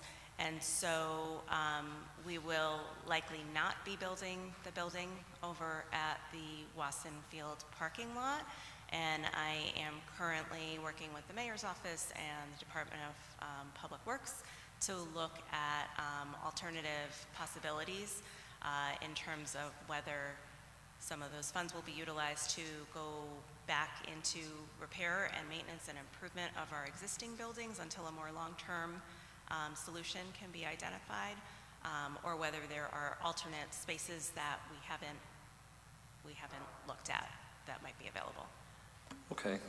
Do you remember how much ARPA funding would have gone into that project? It was roughly 4.9 million was allocated. Right. Great. Thank you so much. Any more questions for the Health Department? Or Alderman Smith Jr. Thank you, Mr. Chairman. I just wanted to follow up some on that discussion that we just had about the building, and because I remember this board took a fairly contentious vote on that and authorized it to proceed. But this is the first time I'm hearing anything about it not proceeding. And maybe I missed it, but why is that not proceeding? We voted to have that proceed. Yeah, so I will make a clarification on that. The memorandum of understanding that I believe you're referencing that the board voted on was relative to the allocation of the funds towards a building project for the Health and Human Services Department. It did not necessarily specify the location, which was actually a part of the contentious conversation at the time. So the MOU was really around the allocation of the funds towards the Health and Human Services building. The not moving forward with the Wasson Field lot location is largely due to the time constraints that are left and concerns about being able to expend that funding in the short amount of time at that location for what would be required. And the additional funds that would be needed. So that 4.9 million would not cover the full cost of a building at that location, and we have not identified additional funding. So those are the reasons why we're looking at alternative plans. And who made the determination that that site was not, it couldn't be built there? How was that done? So those were joint discussions between myself, Director of Public Works, the Mayor's Office, the Finance Director, the ARPA Project Manager, so there were a number of people involved in that conversation, and again, largely around timelines and being able to expend those funds in time. Was there any consideration about reporting back to the board about that?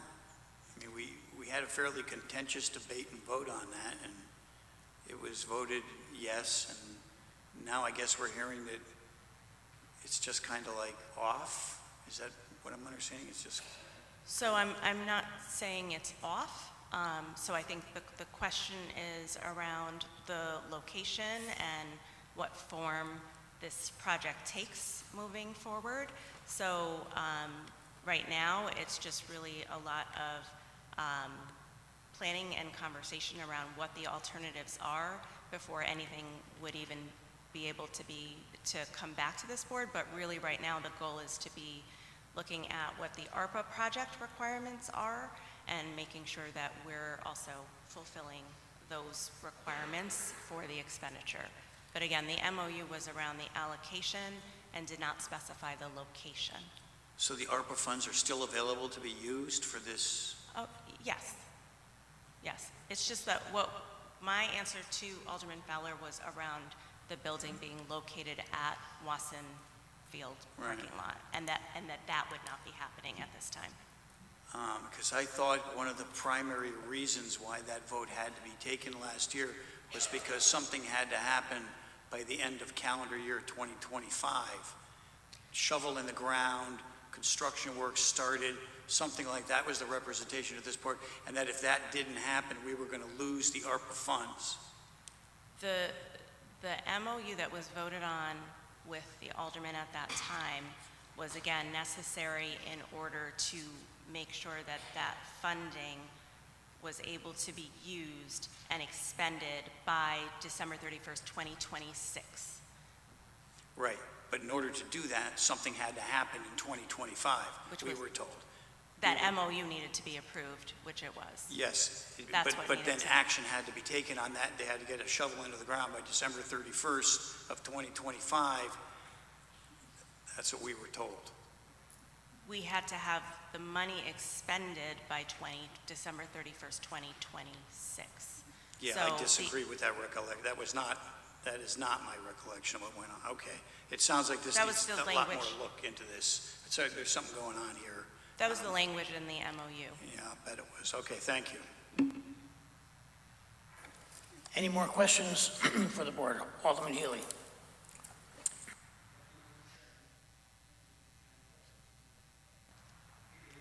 I can hear you.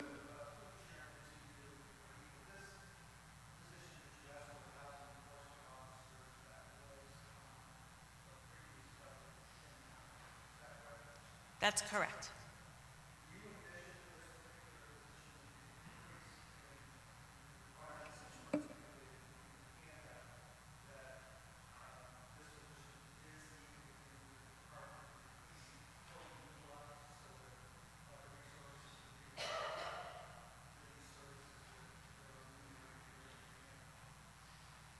I'm sorry, I can hear you, but I kind of missed that. Now it's back. Better. Okay, great. So, again, this was a position that had been placed into the budget and was not funded previously, correct? Right. Okay. So the code enforcement, housing enforcement officer's position, in the increase in services, which is above what you previously reported, indicates that this position is needed, but you're trying to segment this particular job out to other resources, and you're understaffed to handle this particular function. So based on the trends that we're seeing, yes, it is becoming more and more difficult for our current staff to be able to manage all of the things under their responsibilities and roles. And so the addition of this housing code enforcement officer in particular would be able to shift some of those housing code related cases off of some of the sanitarians plate onto the housing code enforcement officer's plate, and also allow for the sanitarians to focus on the other pieces that they have, and perhaps enter into some new areas within the Environmental Health Division. Okay, are any of these functions a fee for service? Do you collect any fees for services that your department provides? Yes, so not specific to the Housing Code Enforcement Officer, but in the Environmental Health Division, we do collect fees for licenses and permits that we issue. So food service licenses, temporary event licenses, if people are pulling permits for septic. So we do have a fee schedule that we utilize. Do those funds go into a 76 revenue account within your agency? So all of the permit fees and billing fees go into the general fund, and so I'll use billing as our example because that's the most recent change we've had. So it goes into the general fund, and then and you'll see in my health department request, I've requested an increase in the medical supply line item because that is the expense line that typically correlates with our billing needs. And so in conversations with the finance director as we entered into this venture, we're basically watching that line and requesting increases as we need them for our expenses, while the revenue goes directly into the general fund. So same applies for our environmental health permit and license fees. Okay, I'm looking at the pamphlet that you provided with us, this report, and it's excellent. And if I did a quick calculation, you've got over 78,000 different calls for service across the spectrum of what's represented here. So it's it's amazing in terms of what you can get done. I'm looking at your staffing level, and I would encourage the board to take another hard look at this based on the quality and the extent of the work that this department does, that we could find the funding to fulfill this housing enforcement officer and relieve some of the impact on your sanitariums. I would be looking for that. Thank you. Thank you.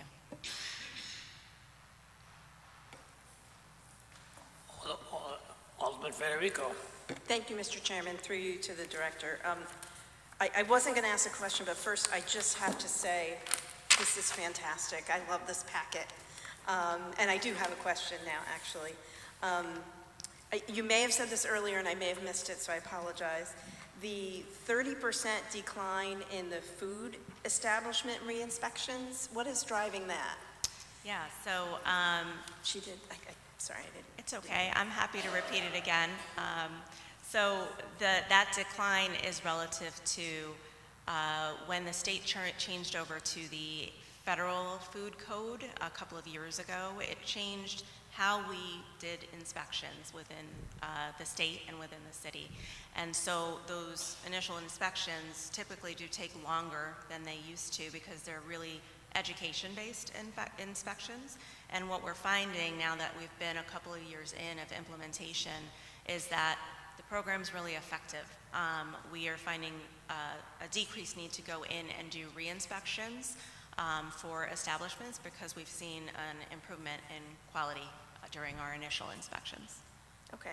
By any chance, is that freeing up time a little bit to work on some of these other items? So I'm going to be honest with you, I debated about putting that in this pamphlet because I didn't want there to be a misunderstanding that there's now all of a sudden more time.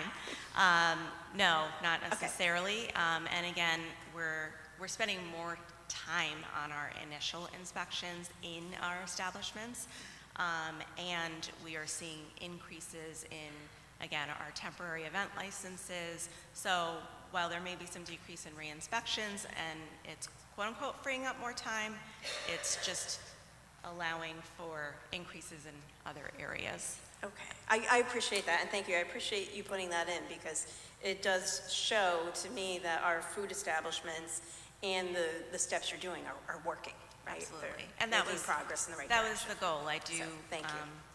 We're outcome driven, and so we're happy to see what we're doing is efficient and effective. All right, thank you very much. Alderman Smith III. Thank you, Mr. Chairman, and through you. I just want to get back to the $4.9 million construction project. When exactly was that decision made to not move forward with the project in the parking lot of Watson Field? In the past couple of weeks, maybe. Really? Okay. It's been a discussion over the past couple of months about the feasibility, and so there's been a lot of discussion about, again, the feasibility of expending those funds in time, what it would take, going out to bid, and what the timeline would be. And you said those were discussions with Mayor Smith and Director Saley in obviously your department as well? Right, and the finance department and the ARPA project manager who's under the finance department. I appreciate that. And do you know why it wasn't presented, or this board wasn't brought in on those discussions to or not to move forward with that project? I know this board, just being the legislative body of the city, it would seem as though it should have been discussed with minimal leadership, but the board as a whole. Do you know why that didn't happen? So again, much of this was in the context of what the ARPA guidelines are and whether it was realistic to be able to expend those funds as required by ARPA, utilizing all of the requirements for bidding and all of that. So it was done within the ARPA context and not brought to this board because it was done within those guidelines. We have to be able to abide by those guidelines, and if we can't, then we can't move forward. Understood, and thank you for that. And through you, Mr. Chairman, would it be possible moving forward if the mayor's office or the Department of Public Works and your department, ARPA, Finance Director, would it be possible if all of you are deciding on a new location, if that could be presented to the board? I'm not sure exactly what the memorandum of understanding says, and maybe it says we never have to come back to the board ever. I don't know what it says because I wasn't here for that, but would it be possible to come back to the board and present this board with potential location, or at least possibly bring in leadership to those discussions? That's very important. It's a lot of money, and I know I wasn't on the board, but I watched the meetings for those votes, and they were quite contentious, and I think there are many people on the board who would be very interested to see where exactly these new locations are being proposed and not done behind closed doors. Would it be possible to bring in this board on that? I don't have any issue of coming before the board and sharing those plans when we have them, and when we have a better understanding of what the options might be relative to that funding that was allocated. Okay. Thank you so much. Any more questions for the Health Department or Family Services or anything on that list? Alderman Healy. Just quickly, relative to the building itself, yes, it is an important factor, and we, as the board, have a responsibility relative to anything that's of financial impact or a legislative matter. And in the interim, I believe that the new chief executive has been looking at all these operational aspects, dealing with department heads, structuring, the new budget and the proposals, as well as dealing with all the different agencies and the ongoing plans, operational plans that are necessary. And yes, I would assume we will be informed if and when some other location comes forward, because we have the responsibility relative to approving any substantial funding from that standpoint. Thank you. Any more budget questions for the Health Department? Seeing none, thank you, Deepa. Thank you for this wonderful handout and answering all our questions this evening. The next Public Library.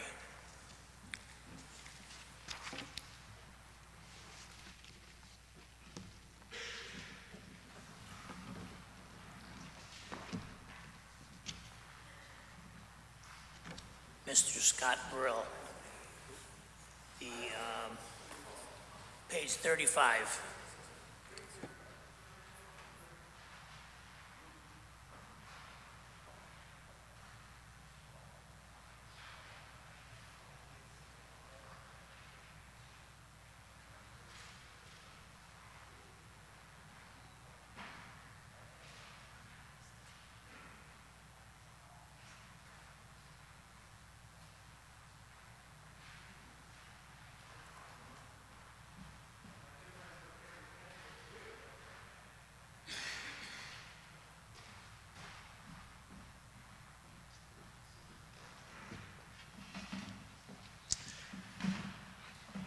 Good evening, everyone. My name is Scott Brill, and I am the Library Director of the Milford Public Library, and I'm so delighted to be talking with you this evening.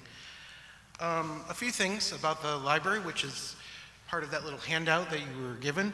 I'll just say something that I do whenever I hand this handout to Milford residents.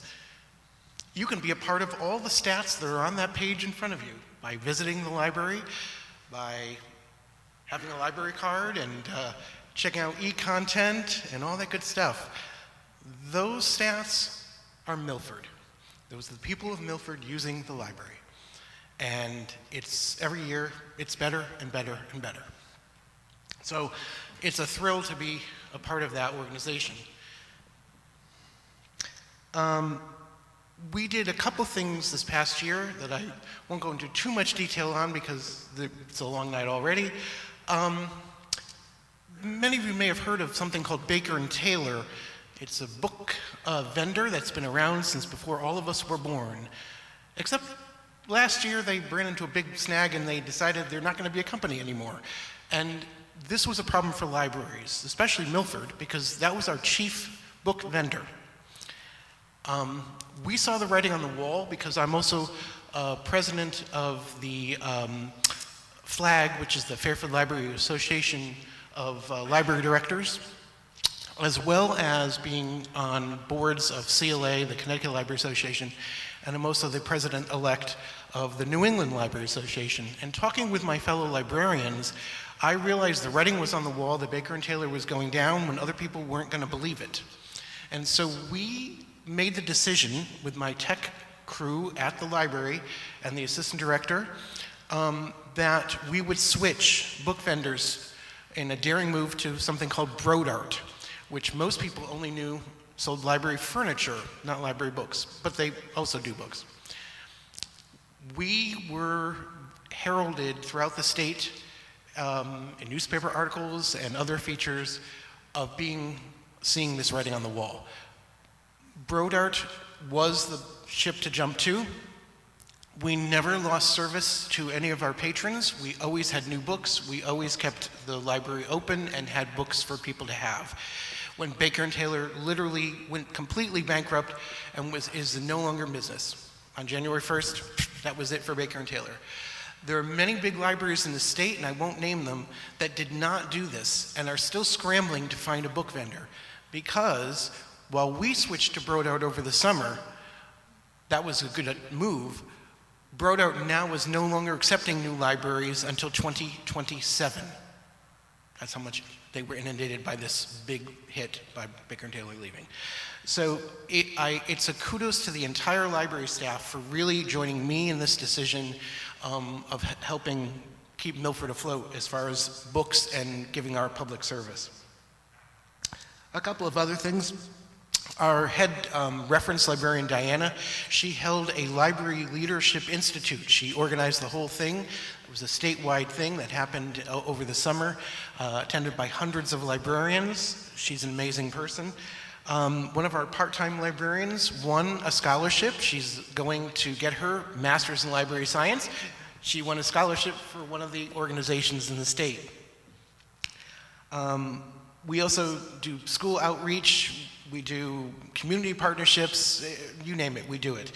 And all of it is because of the outstanding staff. And that brings me to page 35, ladies and gentlemen.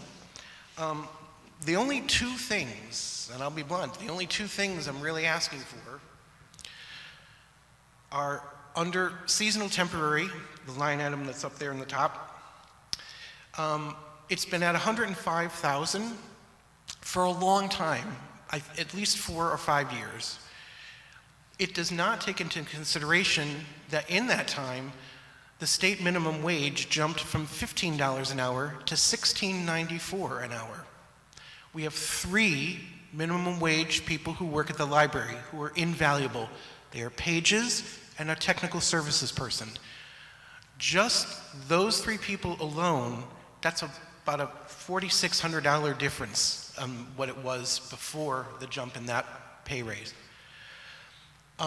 We also calculated out that to really run the library efficiently with our part-timers, it's about $2,200 a week in their seasonal temp salaries.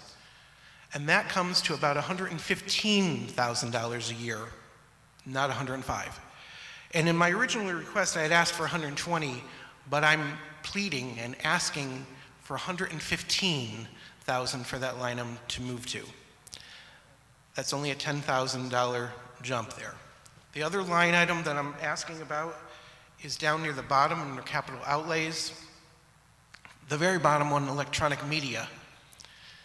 This is a burgeoning part of the library world. Our e-content has seen a 37% jump in just the past year of people using our e-content. They are still using our books. We still need that book budget. That still needs to stay there. But the e-content, the electronic media line item, if you'll notice, we took $1,000 off of periodicals from last year. So I'm only asking for about $9,000 here to jump to $60,000 for the e-content. This would help us keep ahead of the curve of the usage that we are seeing. And it's a real need.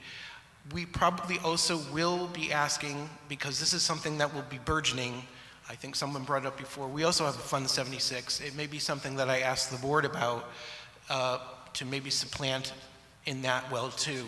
But both things are needed, the money that I'm asking here as well as money that would be there to make sure that this is fulfilling the need of the 53,000 people who live here in this wonderful city. The 2 requests I just mentioned, it's a 1.4% increase in the library's budget, and that's it. That's all I'm asking for. You may note that I did also ask for a full-time library assistant position, but I believe that's probably kind of dead in the water. So it is. I still ask for it, but it's more important right now, and I've talked with my entire staff about this, that we have really good funding, that we're able to have our part-time people have good hours and be able to supplant our staff. We have many staff who are already at their 5-year period, so they have their full vacation, they have their full sick time and all that, and so when that happens, we need part-timers to supplant that as well as part-timers who have a regular schedule. So it does become a need. It really became a need this winter when people were really sick and we relied on our part-timers. We only have 14 people who work the desk who are full-time. There are 16 or 17 part-timers who work at the library, and they are invaluable. And so that's why I'm asking for more money there so that that can be something that we don't have to worry about and that we can call them in when we need them and they can be their wonderful selves at our library and help the public. And that's me. Any questions? I'm happy to answer. Or we could just sit and talk and whistle, whatever we want to do.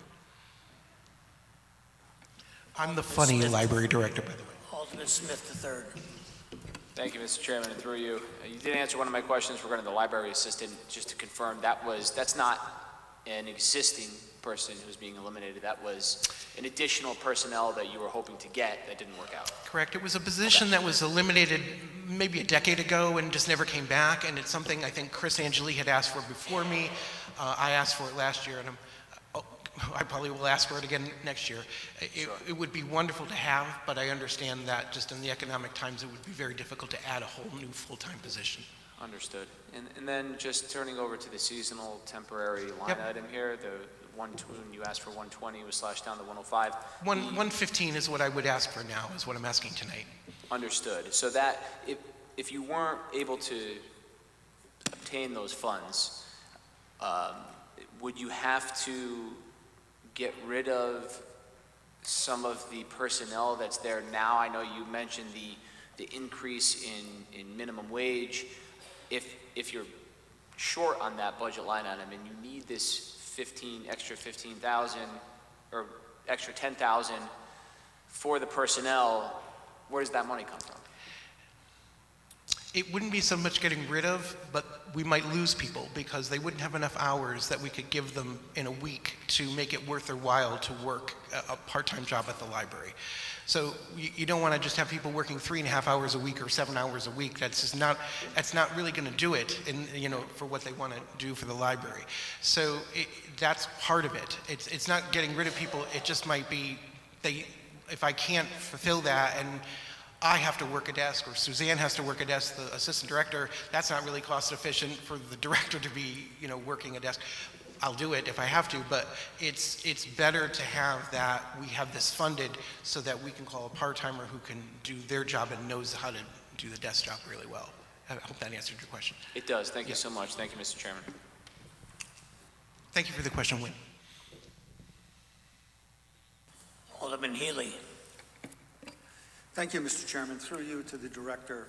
Do you utilize any volunteers in the library service or any interns? We just had an intern from Southern University who was part of the reference department and did an internship with us, and we do often have interns. We don't generally have volunteers for much of the work because it's a union library. And so a volunteer could not, for example, check out books because that is a union job. It's just been grieved, and that's what that is. We do have some volunteers who do help in other areas in the library, and we have an amazing group of volunteers called the Friends of the Milford Public Library. They are there almost every single day of the library, and that because of that volunteer force, we don't necessarily have other volunteer forces. They take care of all the donations that come to the library. They take care of the book sale that is down in the main level of the library. They take care of that all done by volunteers. I was just curious if there was, when you spoke of interns, have you done anything with the Milford Public Schools, the high schools in particular, so that an intern, could come in from the school for an X number of hours to learn more about the library itself and the process? Is that, through Dr. Kataya and her executive team? I would be open to it, and I could talk to Dr. Kataya about that. We have not done that yet, but it's certainly something I would be open to. But we also have to realize when you do an internship, it goes so far and then they're gone, and then the work they did might not get completed, or it can be very discombobulating almost to the actual flow of the work of the library. So when we do that, we have to really plan it out and make sure it's all well done. The intern we did from Southern was done because she had a curriculum, a set of assignments that were completely done by a school. So yes, but I would be happy to talk with Dr. Kataya about possibly having that kind of thing, because I think it's wonderful to have the high school kids be part of the library and have that kind of relationship. I would be very open to that in the future. Thank you. And then on the funding part of it, when the budget is finally approved by the Board of Aldermen, if there is an increase or if there may not be, your operational aspect of what you would do then to cover, let's say, the wage differential of $4,600 that you were looking for to make up for the 15 minimum now at $1,694, and then the additional total that you were looking for of $10,000. As you're moving forward, you would, I would assume, be in contact with the mayor's office, letting them know your financial status and your obligations to meet those contractual, because as you're saying, you have union labor that's there to meet those, and in consultation with the finance director and the mayor, that they would then look and augment your existing budget and they could transfer funds. Would that be correct? That would be correct, although we did receive a memo earlier in March where that the transfer funds in this wage account was not going to be allowed in this year. So I don't know if that would happen in future years. But before that had happened, for example, last year, exactly what you're asking, with Peter and the former mayor, we did have to transfer funds from into the seasonal temp account because we did go past the amount that was budgeted. Yes. So you're required to meet your contractual obligations. So as a cost center manager, you then would be looking to, mitigate some other aspect of your operation in terms of office supplies and expenses, which is $7,500. I mean, you obviously have to meet the wage requirements that are there. So those conversations would happen during the course of this fiscal year with the finance director and the mayor's office. Yes, sir. To figure out how to meet your obligations, correct? Yes, and they have been, yep, absolutely, especially for this year, yep.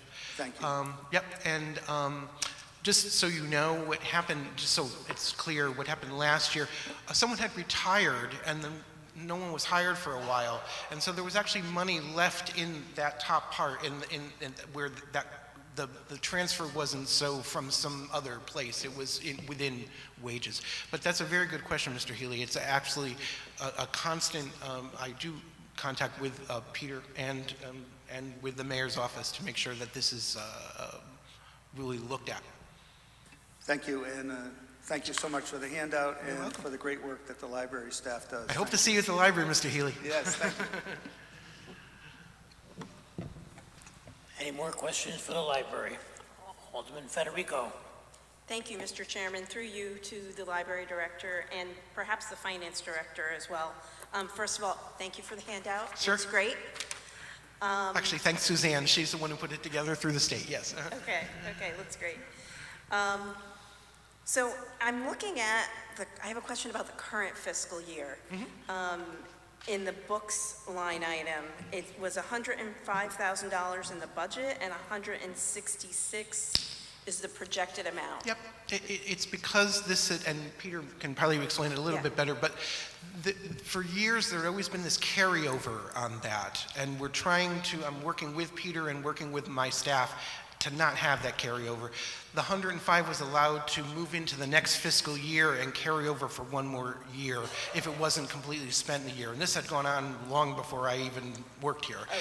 And so what we're trying to do, and Peter had tasked me to do it, and we're trying to get closer to zero. In other words, we're trying to get closer that the 105 is spent in its fiscal year and done in that fiscal year. And that's why this is one of the last years where you'll see that big kind of lump from the year before that was still we still have to spend it by the end of the next fiscal year, but that's what that was. Peter, is that correct in saying what that was? Yeah. Yeah, and if I look at the previous fiscal year, only $44,000 was spent. Yes, so I think that's what you're seeing. You're seeing the 66 got lumped into the thing, and that predates me. I agree with Peter. I don't really believe in that. So I believe you're supposed to spend the money in your fiscal year, and I understand why it was probably done in the past, but that wasn't done by me. But you're seeing it exactly correct, and I think Peter is nodding his head that that's exactly how I'm explaining it. Yeah. Fully understand and glad to see you working together to clean up that carryover. Yeah, and we really have, we're much closer to fine than we were before on that. And I think they also allowed, if you see, they also allowed the carryover in audiobooks and other of those smaller categories as well was a carryover was allowed there too. And we're trying to stop that as well. Okay. Yeah. And it may not happen cleanly in 2027, but hopefully by 2028 it will be, that will be back to zero. So I want to make clear that I fully support the library. I support everything that you folks are doing there. But I am wondering if you spend you work really hard and you spend your $166,000 by the end of this fiscal year. I do wonder if maybe you might not need the whole 105 next year. We do. I know what you're saying, but you have to. What I'm trying to do is correct a past way of doing things. Yeah. And to be honest, I know because we do the math and we see it every day, I know I'm gonna need the 105. And Okay. when this year settles out and we're closer to where we're using the 105 in the right fiscal year, the correct same fiscal year, I will have a better answer for you. But I believe from what I've seen and from how we spend the money, we will need the 105. Okay. Yeah. I only asked because I was hoping No, it's a that- very good question, and it's one I ask myself too. Okay. And I only who ask knows, because one day I yeah. might be saying to you, I only need 100, but I'm not saying that now. But I need to let the waters really clear on that financial thing, because this was done a different way than I'm used to, and I just want to make sure that we're thinking. But having talked to my tech staff and everybody, we do need the 105. Yeah. Okay, and I certainly wouldn't want to take it away. I only asked the question to suggest if you didn't need as much, some of it could maybe offset some of these other lines. Correct. Yes, I hear what you're saying. Yeah. And to be honest, I'm not exactly amazingly opposed to that. You know, if that said 100 and you gave me my other stuff, would we survive? Yes, but I loathe to do that, because then once you give away that, I don't want the books line to keep dropping down. Right. I want to make it very clear, not only are our circulation for our e-content going up, but our books as well. They're rising with each other. One is not replacing the other, as many people thought 20 years ago, that e-books would take away books.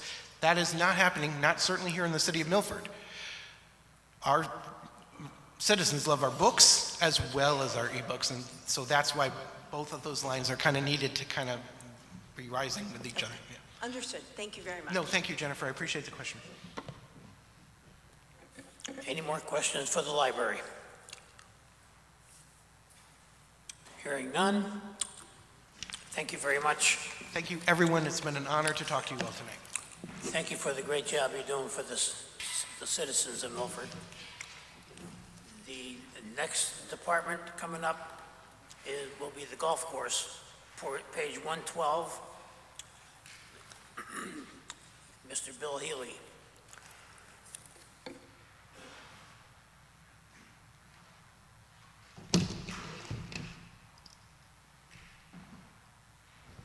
Good evening. My name is Bill Healy. I'm chairman of the Golf Course Commission. I'd like to go over a couple things, and then we can throw it open. Last year, 2025, we had 38,850 rounds of golf played at our golf course.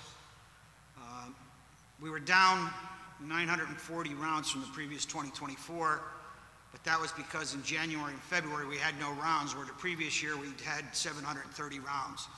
So if we had good weather and it was okay, we would have been doing about the same. Every year we also we provide 140 rounds for the high schools, Law Foreign, Laurelton and Platt, to practice at our golf course for no charge. It's provided by the Golf Commission, ending the year when the schools compete against each other for the Mayor's Cup. Some of the things that we've accomplished last year or in the process of, we've installed a new irrigation system, which we were before you to get our fund transfers last year. We're just finishing up that now. They started working on it, and then December they had to shut down because of the weather. That was a $486,000 improvement to the golf course. We just recently requested a transfer, and you, Board of Aldermen, approved it, along with the donation from the Devon Rotary Club for about $200,000 to build a pavilion at the golf course, which should allow us to maybe have some outings there, some more tournaments and things like that. All the funds that we spent are generated by income from the golf course. Zero taxpayer dollars. We generate our own income, and that's how we get these things. Our new budget is a $14,000 increase from the previous year, and some of those things that we would like to do is the clubhouse is 30 years old. We want to start replacing windows, sand for our bunkers, tree replacements. Every time we cut down a tree, we try to replace it with 2. So last year, I think we cut down 8 trees. I'm shooting to put 15 back in. Obviously, we don't put them in the middle of the fairways, but we put them in, and we work with Jeremy Grant, so we do all kinds of different trees to put in, so they're not just pines or maples or anything else like that. And he's brought a bunch of different colored trees in that they flower during the year, so the golf course is always looking good. As I said, the course is over 30 years old, and many of the items are due for replacement. A lot of the things we've been very proactive on keeping things up at the course, and we want to continue to do that. Our contract with the operator of the golf course expires this year on December 31st. It was a 6-year contract, a 3-year contract with 3 one-year options. So we'll be going out for a RFP at the end of the year or towards the end of the year, either looking to keep our current manager or getting a new manager, whichever works out to our benefit and the city's benefit. As I said, we're awash. We don't cost you anything. Questions? Cool, thanks. Thank you very much. Thank you for your presentation there, Bill.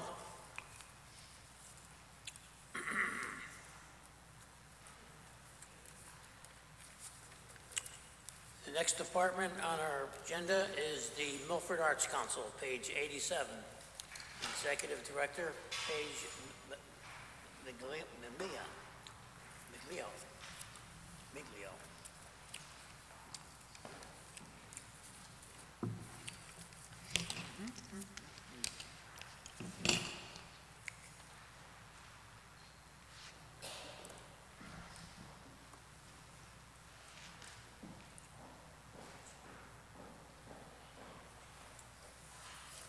Thank you, Paige. Just can you take one? Where are they? Oh, they're there. Okay. Thank you, everybody. I'm Paige Melio, Executive Director of the Milford Arts Council. I'm going to ask that the handout that I just gave is not going to be what I'm talking about to begin with, so if you want to set it aside for a minute. The Arts Organization of the City of Milford is extremely honored and pleased to continue to be supported very generously by the City of Milford. Knowing that a municipality supports arts and culture for their community and understands its essential part is, again, to be commended. And I take the position very seriously in the sense that the arts and culture are a partner and a tool of the city, and we offer ourselves in such a way. We oversee 2 antique and historic buildings. We are inside of our main venue, which is the MAC, the eastbound train station. We've been there for 31 years. We have been inside the 1920s firehouse in Walnut Beach since 2004, and the organization is celebrating 55 years this year. It's been an amazing tenure. I've been there 13 years, and we oversee 250 days and evenings of programming with over 4,500 hours of volunteerism that help run and present our events. We are the only arts organization in the state that we know of that supports, lifts, and presents every single genre of art. So we are very, very busy, and we are coming to the close of our season.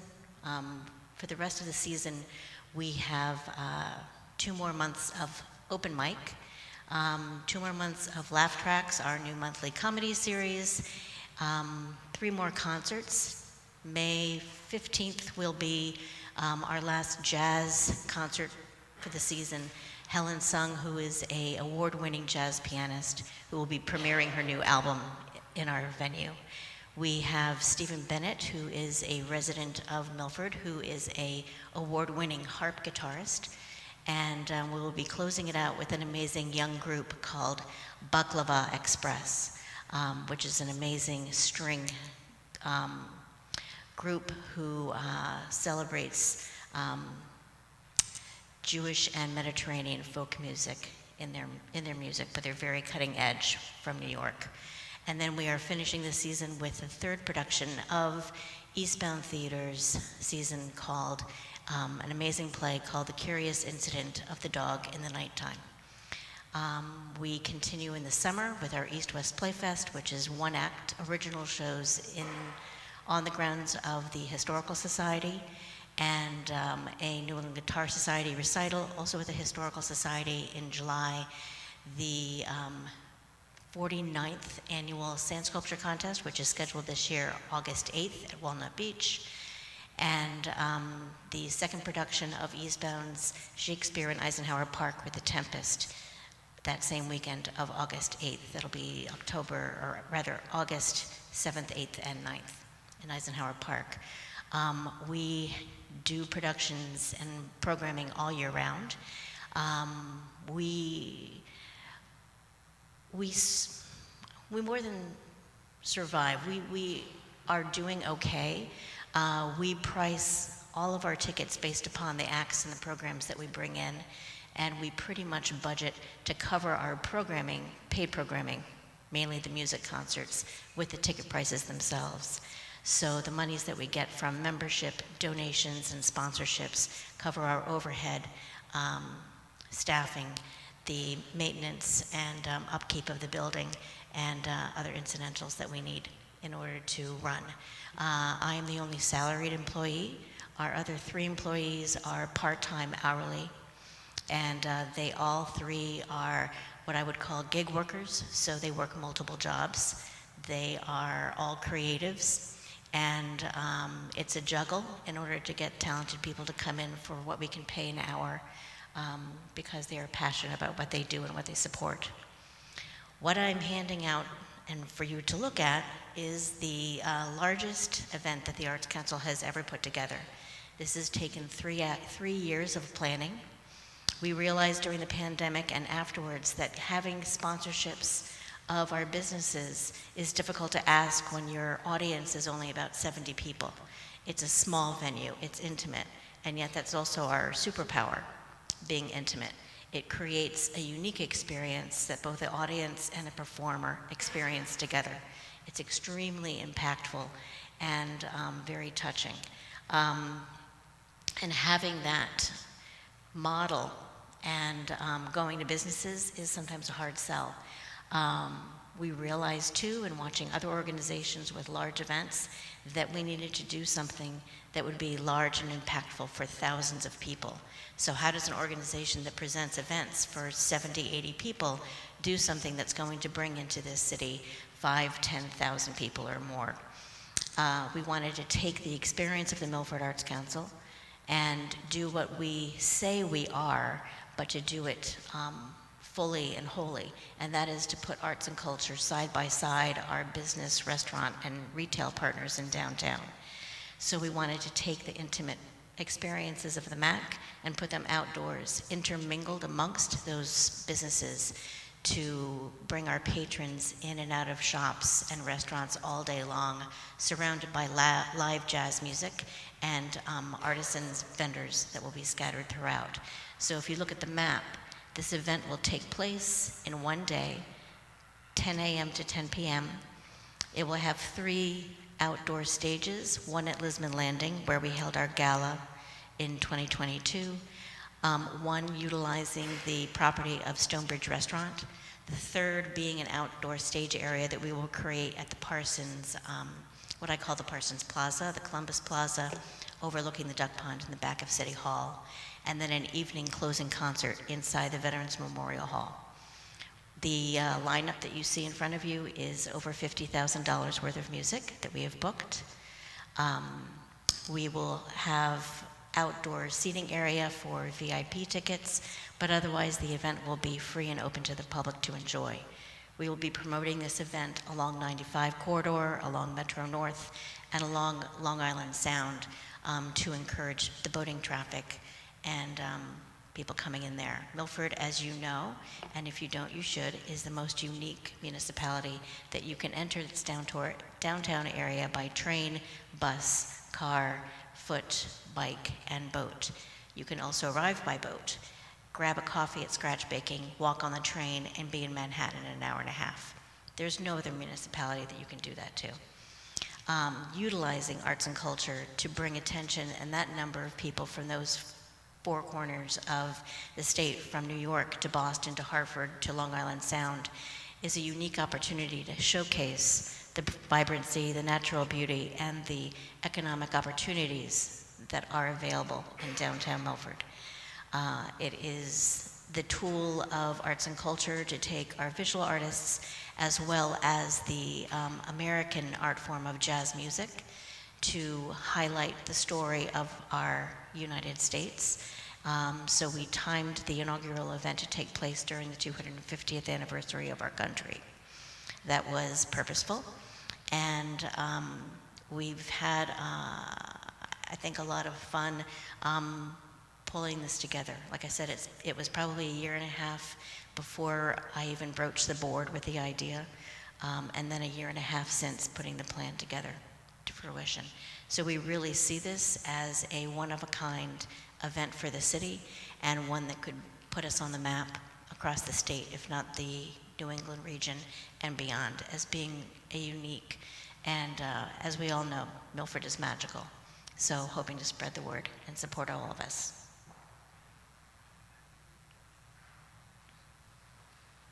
Anyone having any questions for them?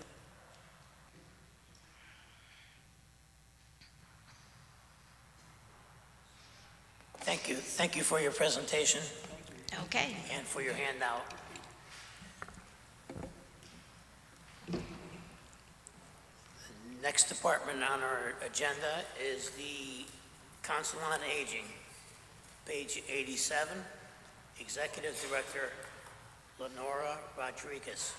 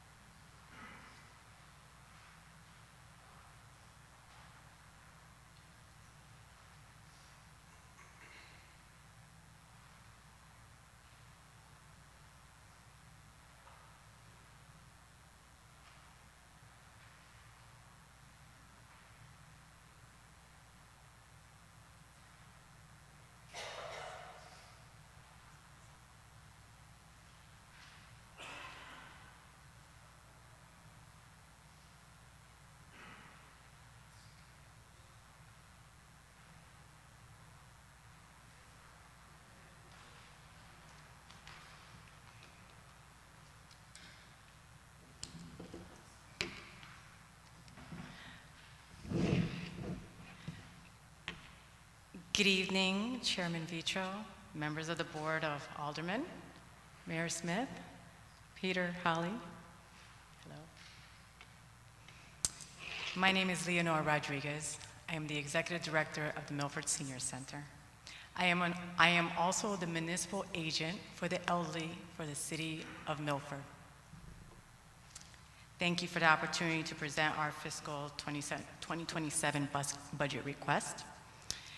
Before I begin, I want to mention what a municipal agent for the elderly is, in the event that you have not heard this title before.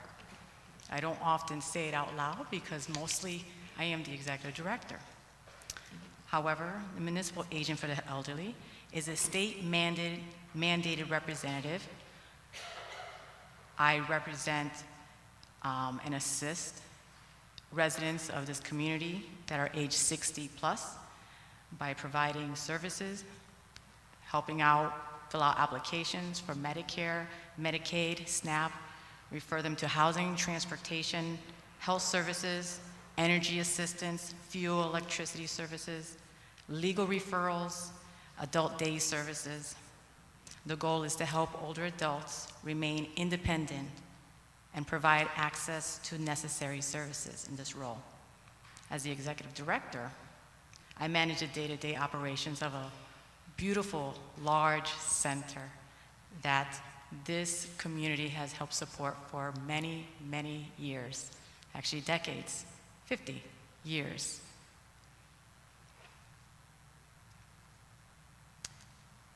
Our current city funding includes a city grant of $1,384,799.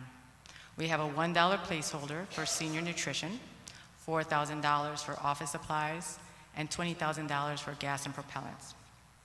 For the upcoming fiscal year, we are requesting an increase to the city grant of $90,001 and a $30,000 increase to senior nutrition for a total request of $120,001. This request isn't about expansion. It's about maintaining stability, meeting the essential service needs of our seniors, and to ensure that the Senior Center can continue to operate responsibly and sustainably. So, the Milford Senior Center is unique.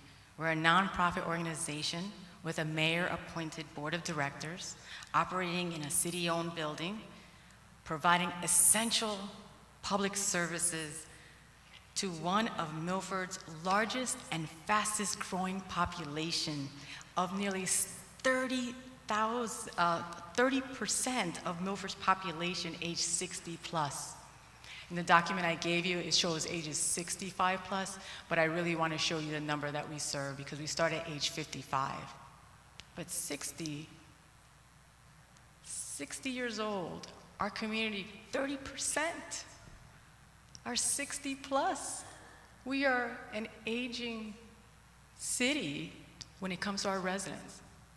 It's because this is a great place to live. People want to move here, raise their kids here, and they want to age in place. This is their home. The Milford Senior Center was established in 1970 and was developed as a nonprofit municipal partner with this unique structure that serves not really as a municipal department, nor as a fully independent nonprofit. Today, most senior centers in Connecticut operate fully as one or the other. We are quite unique. We really are.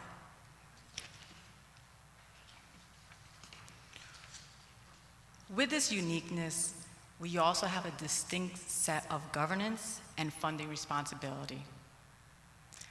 I hope in my little presentation I'm able to demonstrate 3 key areas. 1, the major cost drivers, which is due to increased service demand. 2, the response to increased senior nutrition needs. And 3, the nonprofit fiduciary responsibility to the reserve account. 1, the need for this increased funding is driven by the same pressures that we're seeing all throughout. Everyone here has mentioned it. The cost of minimum wage rising, inflation overall. Just to operate your business, your organization, your agency, everything has increased. You see, I've provided you in the documentation some graphs. You'll see those numbers and it'll correlate with the conversation I'm having. Noted in Table 1, if you take a look, we see that inflation has risen close to 28% since 2020. While they're here at the Milford Senior Center, we've seen a 91% increase in senior center attendance, right? That represents 85% increase of unduplicated attendees from that point, where we went from seeing about 939 people utilizing the center to 1,740 as of last year. That number just keeps growing. It shows to the value that we offer and the fact that folks, as you heard last week, are moving to Milford as an older adult because this is the community they would like to live in and age in and be near their families. Last year, we received a 2.9% increase to our city grant. That was $39,001. However, that was the first time in over a decade that we saw an increase. We cannot provide 2027 level services for our seniors on our pre-pandemic budget. Overall, when it comes to our cost drivers, we're seeing the same things as I said. we have employee wages and benefits, payroll taxes and fees, insurance premiums, utilities, vehicle maintenance and purchases, professional services, and contractor fees. That's our bulk of what we have, and that equates to approximately $1,350,000, so 1.350. That's essentially our entire city line, city grant. These are not optional expenses. These are the core costs of actually keeping the senior center going. I have a staff of 34. There's 34 of us, actually. Of that 34, we have 3 full-time employees. That's working 37.5 hours. I have 31 part-time employees, and that ranges from 10 hours a week up to 30 hours a week. I have 80 volunteers. As of last year, they were able to provide us, free of cost, over 10,000 hours of community volunteerism. And we have 20 teachers who are independent contractors. So like any businesses, we have to provide the competitive wages, the benefits to retain the qualified staff. We have to deal with the essential operations in professional services. The professional services being our accounting, legal, our technology infrastructure. Ultimately, this funding is critical for ongoing facility and vehicle maintenance, as well as the replacement of aging appliances and the purchase of supplies for the organization. That includes sanitation, safety supplies through our kitchen program. The next point, number 2, is the senior nutrition line. That has remained unfunded for several years with a $1 placeholder. I actually am very thankful to Peter, our city finance director, who encouraged me to keep that line open. So thank you, Peter, for that. We have seen the cost of food items to actually prepare our meals for our mini lunch program rise about 20%. We also seen the program itself increase 10% over time, or greater, I should say, 10% greater every year at this point. I think we're at about 33% increase over all of our programs. But ultimately, that $30,000 request reflects the real cost of providing nutritious meals. We also support 70 medically homebound older adults through our Meals on Wheels program. We have the capacity for more. However, we have a wait list of over 30 individuals in this community right now that, due to federal cuts at a different level that has nothing to do with us, has affected our meal supplier. I have a plan. I have a plan to make this work. I have the staffing to make this work, but I have a gap in funding, and I can't feed those people. Let me stress this to you. I have homebound seniors who are hungry and cannot get their meals. I have families that are waiting for this, and I cannot move forward. I have a staff that can do this, but I don't have the funds to make it happen. This stresses me at night. I cannot sleep thinking about this. And I want to mention, I'm not a resident of Milford. I work for this city because I love my work, and every single blood, sweat, and tear I have is for these people here. Now, I believe that nutrition is not an optional service. It isn't. It's a core component of community health. We heard Deepa talking about the way they work with us and what they do. If I can't get meals to people, if I can't provide service, we're going to see a decline in our very large population here. This is a stress to our medical providers, our health care. Why would we do this to our citizens? And the breakdown of the increase is so minimal. It is so minimal. My third point, there was some questions regarding the senior center's reserve. That is an account that we have. We also had questions regarding fundraising and grants. I'm going to address a little bit of that tonight. So the Milford Council on Aging has an Edward Jones investment account.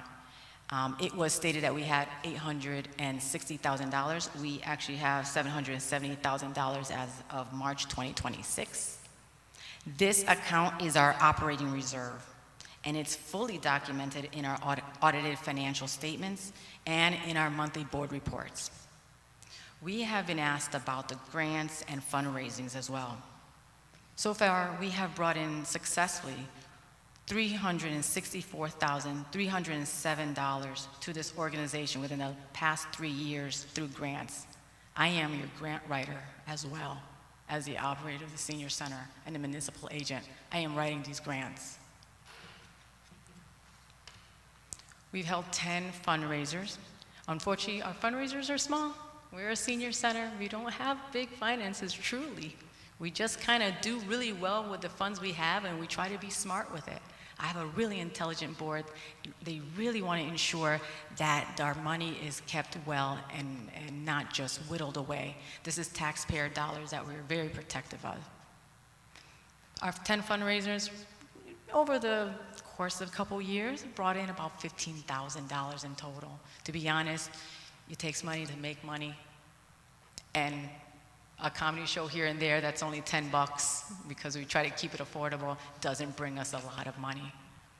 But we do have a plan. We have part of our board that is looking at fundraising for this upcoming fiscal year to help support this. One great thing is that we're able to accept donations now online. Ooh, we're very modern now in the senior center. We only used to be able to accept coins and, checks. Now we can go onto Square. You can go onto our website at milfordctseniorcenter.com and make a donation on our website. So far, in the 1 year that we've had this, we brought in $12,000.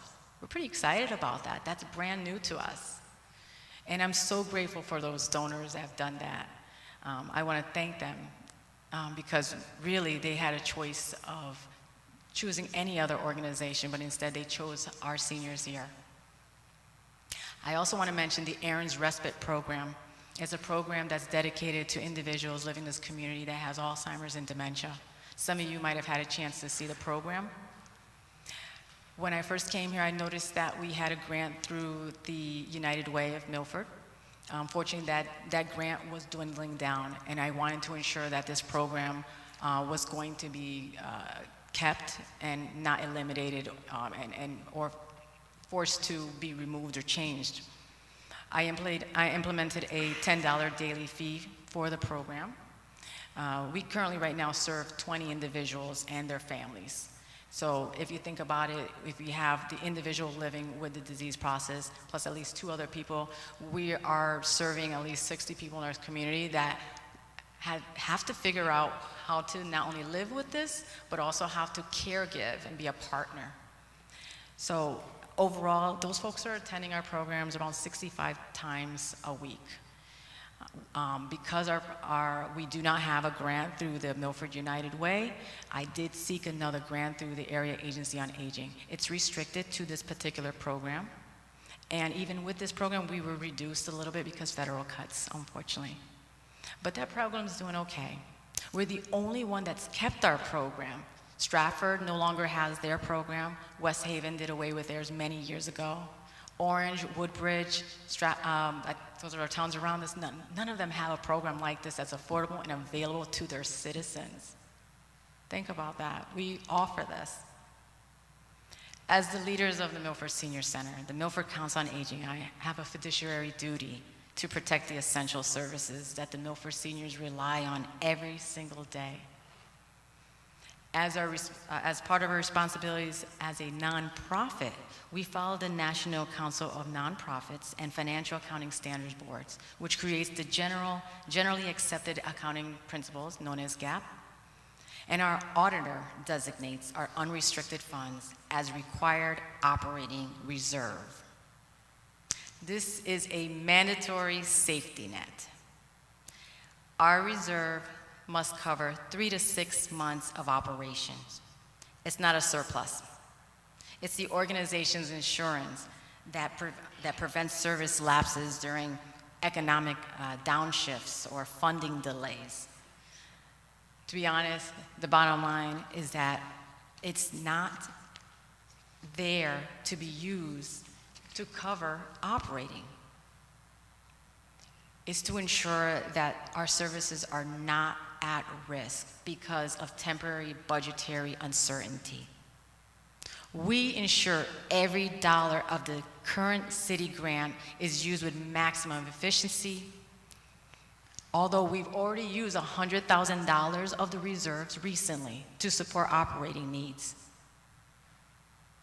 Remember, we served 91% more people since before 2020 with the same baseline budget. How do you do that in your own home? How would you do that in your own home? Cost of everything has gone up for our seniors. This is one of the safe bubbles that they have where they can come, enjoy a meal, engage with people. The Milford Council on Aging and I have proven to be disciplined when it comes to taxpayer dollars. In closing, beyond our organization's financial realities and our modern senior center overall, we serve as a third place, a home away from home for many people, as you heard of last week. We are a vital community anchor. We provide social connection, lifelong learning opportunities, cognitive enrichment. We promote wellness. We provide a sense of belonging. When you come into this town, when you're new, we open our doors. We support older adults' abilities to stay independent, and if necessary, interdependent. They build friendships, and they stay engaged. As an unofficial arm of the community health network, we partner with the health department on chronic disease education, social services, and mental health support. We help reduce isolation. We prevent crisis. We support healthier aging. Without the requested increase, program capacities will shrink. Wait lists will grow. Lunch and membership fees will rise, and staff retention will suffer. These outcomes are not hypothetical, and they're not a threat. These are the fiscal realities of operating with insufficient resources for a growing population, even with the support of the grants I write, with the donations we receive, and the fundraisers we host. This request is about protecting essential services, maintaining financial stability while following nonprofit governance standards, all to ensure that Milford's older adults receive the support they deserve. We're asking you to fund sustainability, not indulgence, to protect reserves, not drain them, to make a decision grounded in the long-term well-being of the Milford community. I'm asking you to plant this tree today for when your children become grandparents, they too can enjoy the shade. Thank you. Happy Earth Day. Are there any questions?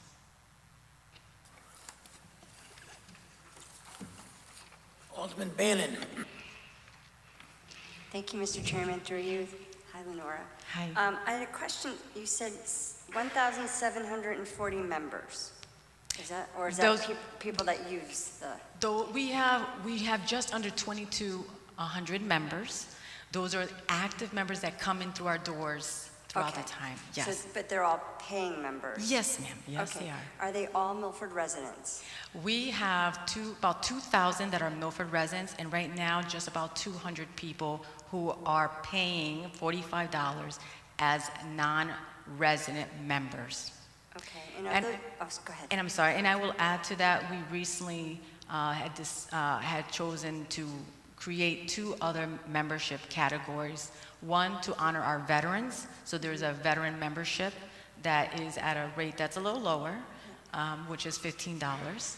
And we have one called Community Access Membership. That is from recognizing that we have older adults living in our community that are unhoused and are aging. And we want to ensure that we have a place for them as well. Okay. So we do have, that's at a sliding scale. And of the 200 from other cities, do they come from a specific city, or They're they all come over. from all over? Okay. We have from Stratford, Orange, Woodbridge, Shelton, West Haven, New Haven, East Haven. I can go on. We have people from all over. We're popular. Yeah, and I'm only asking because I know our animal control offers services to Orange, and Orange pays funding for that. So if there was a specific city, I was wondering if we were going to receive funding from another city. I guess that's a question that I can speak to my colleagues on. Yeah, maybe. And I would ask what they would do for residents that are non-residents, I should say Right. members that are non-residents, if they Yeah, they're charge a not premium. taxpayers, Sure, yeah. of course. And as far as grants go, is there, like for nutrition, which is, I think is really important, are there any nutrition grants out there that you've applied for or that you know of? Yeah, so in the back of your document here, I think under senior nutrition, let's see, actually beyond it, we're under number 3. I gave a potential request here down for a number of years. Okay. You'll see that this year I am asking for $30,000, but as you see for next year, right. I have a $1 placeholder once again. The reason for that is that I will be actively going for senior nutrition. I have a plan in place that includes looking at Title III funding, which unfortunately I'm unable to do at this moment. I would have to wait for the next funding year, which will open up, early next year. Okay. And do you have a dietitian on staff or a nutritionist? We do not have a dietitian on staff at this moment. Okay. And then to go to your operating expense, I know that the building is city-owned. Correct. And maintenance is provided janitorial, correct? Correct. Plowing, landscaping, and then you wrote utilities aren't covered, but does the city pay the electric and Wi-Fi? No, electricity, correct. Okay. Wi-Fi, telephone service, so the security cameras, those are all okay. Based on the senior center. GPS for our vehicles, a lot of those things. In terms of the grants, there's a grant that I was able to bring in I was able to, what's the best way of saying, improve the facility without the city needing to put in money. It was a state-provided ARPA grant, so it's a little different than the grant that the city provides. This was through the state of Connecticut, specified for senior centers, and I was able to do several projects, including upgrading our kitchen. So what we need to do to actually operate our kitchen, that wasn't at a cost for the city. That was a savings of over $60,000 to the city. We also brought in new security cameras. That was a savings of approximately $24,000 to the city. New digital signage, so we have a better view. So another 23. So there's been quite a bit of money that I've been able to, through grant writing, provide to the benefit, essentially, to the city, because we can't, I'm not sure where a senior center will go, but we can't take the kitchen with us. That's part of the building now, and we've paid for that, or at least I should say the city hadn't had to take money to fix or repair or replace that. We've been able to contract and do that work. Okay, all right, thank you. You're welcome. Alderman Bevan. Thank you, Mr. Chairman, through you to the director. You briefly told us about the errands program.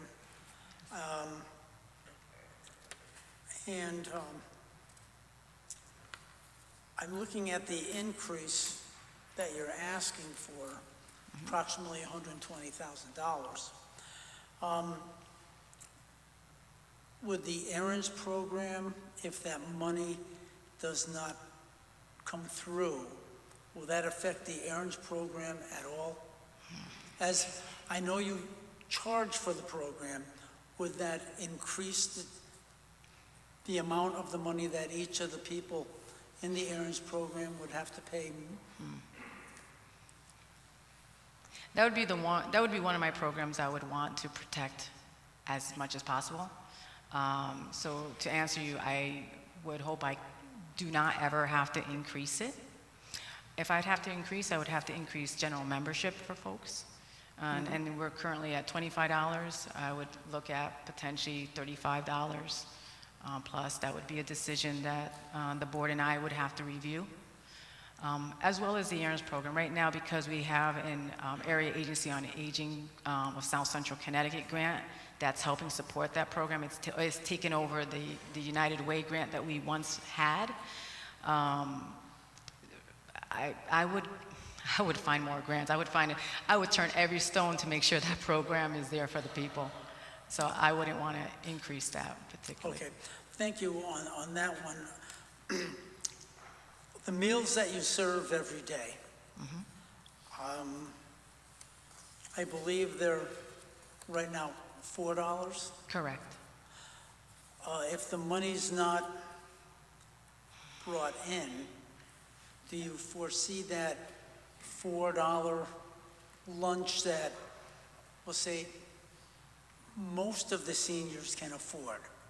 I know some of them can't afford that $4, and the senior center has ways of feeding the people for that. But without the money coming in, that $4 being realistic, would that go up to like $8, $10 to cover the good food that you feed the seniors? I know that without the money, it will have to go up. Yeah. At the same time, if people can't afford the $4, how many more people, I'm not asking you for a number, but how many more people would not be able to afford the increase in it? So that's why I think it's very important that this board knows that we're talking about feeding seniors. And I look around and I'm saying, we have a couple seniors here. Some are members, some may not be. That's not in my wheelhouse. But I think it's important that we continue the work that you've been doing for years and years. I picked on the errands program, which is very important, and I know it's dear to your heart. And that program will continue on, maybe without an increase. But it's one of these programs that you do that is very dear to my heart. And the cost of the lunch, which is, for a lot of people, they go $4. That's a cup of coffee. But in your program, it actually feeds people. It feeds people. And I think it's very important that this board know the importance of the senior center. And I would hope that they would support the increase on your budget. Thank you very much, and thank you, Mr. Chairman. Thank you. Alderman Height. Thank you, Mr. Chairman. Through you to the director. I'm going to jump around. I just have a couple questions. First question, approximately how much a year does the center generate from member dues? Sure. With the most recent increase, because we did have an increase 2 years, almost 2 years now, we went from $15 to $25, an increase of $10. So I want to say that brought us in just under $60,000. I believe I added it in, but maybe I did not add that graph. Let's see. No, I didn't, but it pars close to to the program attendance in terms of how much we bring in. So just to clarify, you said roughly $60,000 a year? Roughly, and then that's a variable. I mean, it's a senior center, so some people will renew their membership. Other people may choose not to, or they are no longer able to. In that due structure, it isn't based on, it's essentially categorical. It's not based on ability to pay? It is not based on the ability to pay. With the exception of those membership categories I mentioned before, being a non-resident member, Milford resident, a veteran, and then CAM, which is our community access. Okay, thank you. And just one more question. I know at the beginning during your presentation, you touched a bit on fundraising, and I was wondering if you could just briefly take us through what you have planned or tentatively planned the upcoming future for fundraising efforts and what that involves. Sure. So on our most recent board meeting, the Board of Milford Council on Aging, we did discuss creating a strategic plan for our upcoming new year for July 1 to create at least a number of fundraising. So I'm not giving you specifics of what those are. I know right now we've developed a couple annual events already that hasn't generated a lot, but we're looking to see how can we work with some of our partner agencies here in the community. Maybe some of the aldermen have some interesting ideas that they'd like to share or connections as well in the community. But the goal is to create at least four fundraising events a year, 2 minor and 2 major. That's the goal. Okay. Thank you, Director. Thank you, Mr. Chairman. Sure. Any more questions for the senior center?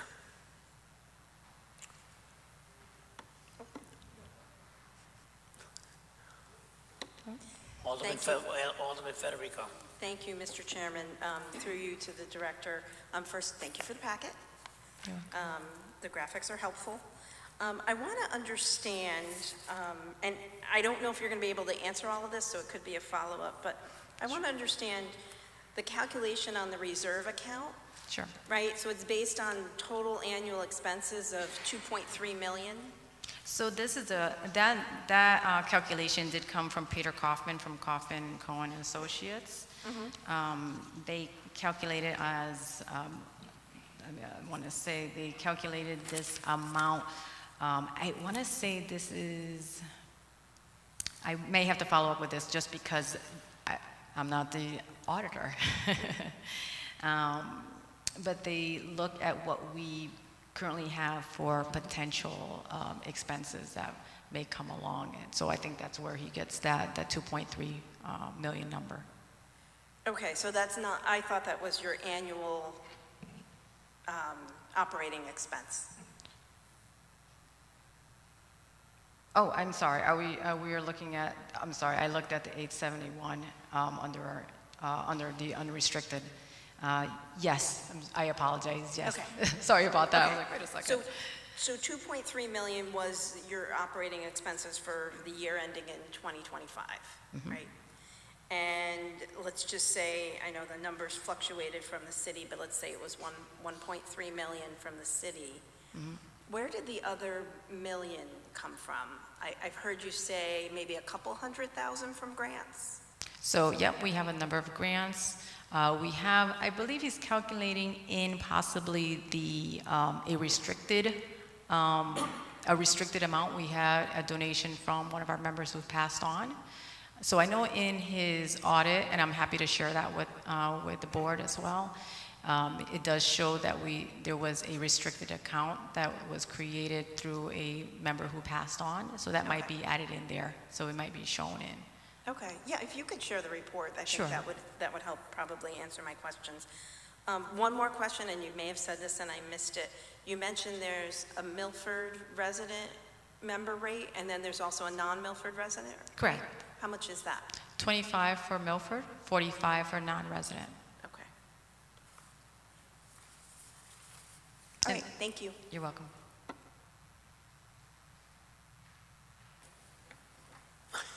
Alderman Fowler.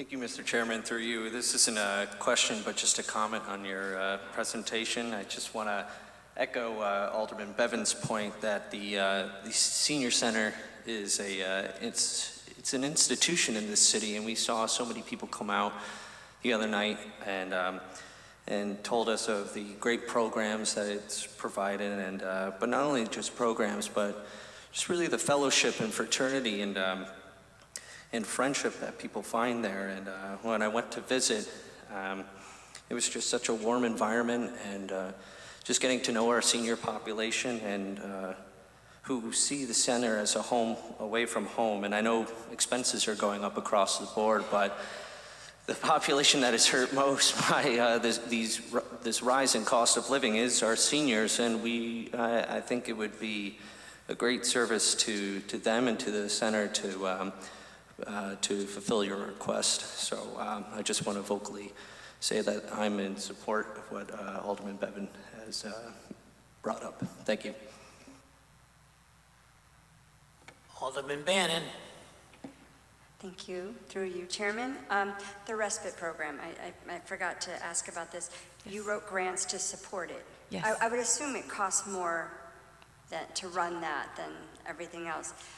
Is that only for Milford residents, or you mentioned it's not available to so many neighboring cities? Is that where these people are, where the neighboring cities are coming to? So to answer that, I believe I have currently one person who's not from Milford in that program. Okay. I don't think they reside here, but a family member does, or they work in the city. I think they might work in the city, but their family member lives in another town.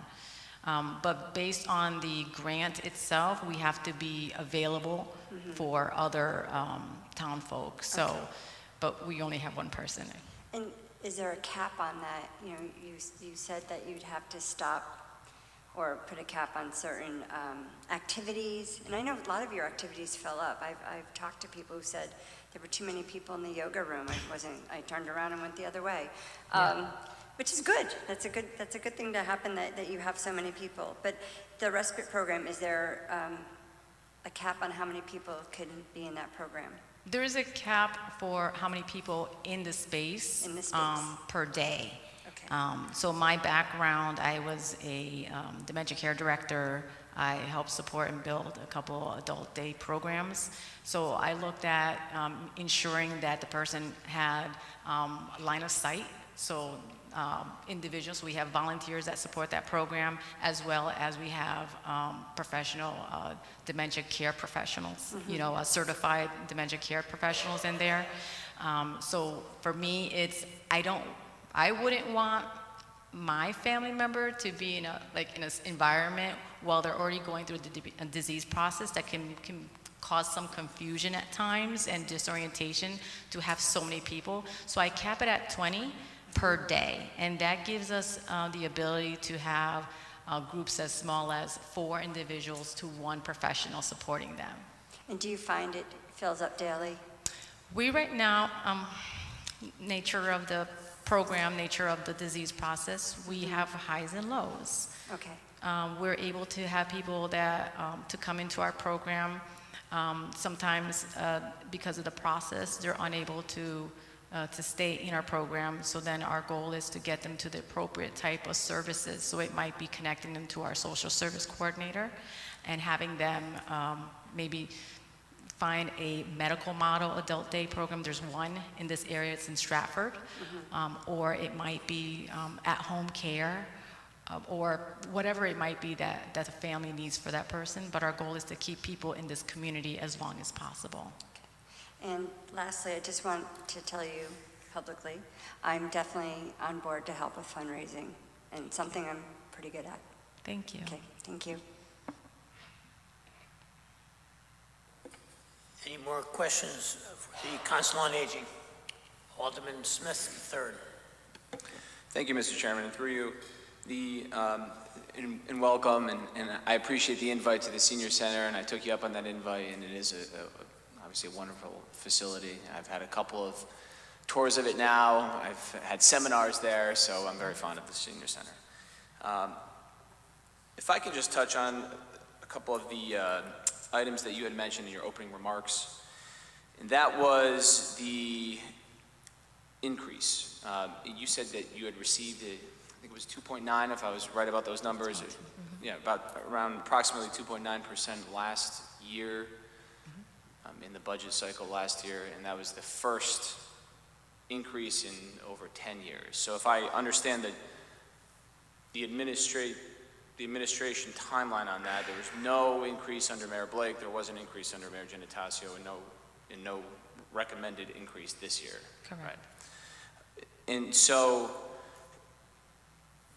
I heard you mention that fees may increase. I didn't catch how much. If the result is the budget line item is left at 0, slashed 120,000 and not increased in any fashion, approximately how much could those senior center fees increase? Well, we would see the membership fees increase potentially $10. That's at the minimum. I wouldn't really want to go too much because the problem is that this is what you get is that shrinkflation idea that we would have to not only increase the cost of membership but also decrease our program offerings. So people don't like that. No one likes to hear that, but we would have to increase it to kind of manage ourselves there to ensure that we can provide those core services and maintain that operating budget where it is. So $10 would be an increase, so we would see it go from $25 to $35 potentially for a Milford resident. That's a base start of what I would look at, which I think that's maybe a 66% increase possibly. And thank you for that. And I know that this administration has been very public about you having to use your emergency fund. Yeah. Have you ever been told to do that in a budgeting cycle? Don't ask for an increase, use your emergency fund? No. That's never happened before? This is the first time. Okay. If you were to rely on that emergency fund, which is for emergencies, and I don't think it's intended to be used for just general budget items, how quickly would that run out? Well, we just use $100,000 just to manage our operations under Peter Kaufman, and he stated that we have a 4.5 month reserve at this time. So we could see it, unfortunately, consistently being drained out in a short amount of time. So if we're using this consistently, a little bit of math, we can say we can drain this out. If we were using $100,000 every month in what, 6 months? Yeah. Less? Okay. I mean, we are responsible as an organization. My board does not want to, utilize our reserve accounts just to pay our regular bills. If we were to stretch it, we could stretch it out for a couple of years, but then we would have nothing. This is a very conservative board when it comes to our funds, and that reserve is earning interest. Once that's no longer there, we got nothing. And if there is an emergency, I think I highlighted, we have a 35-year-old walk-in freezer that can cost the organization, just the freezer unit itself, it's, I don't know, 30, 40 grand, and then you add in all the things that goes into plumbing, getting it right, taking out, that can increase $50,000, $60,000. And I would have to come back to this board and ask for emergency contingency, or try to figure out to write a grant for an emergency. That's not what we do. We use the emergency fund for those type of emergencies.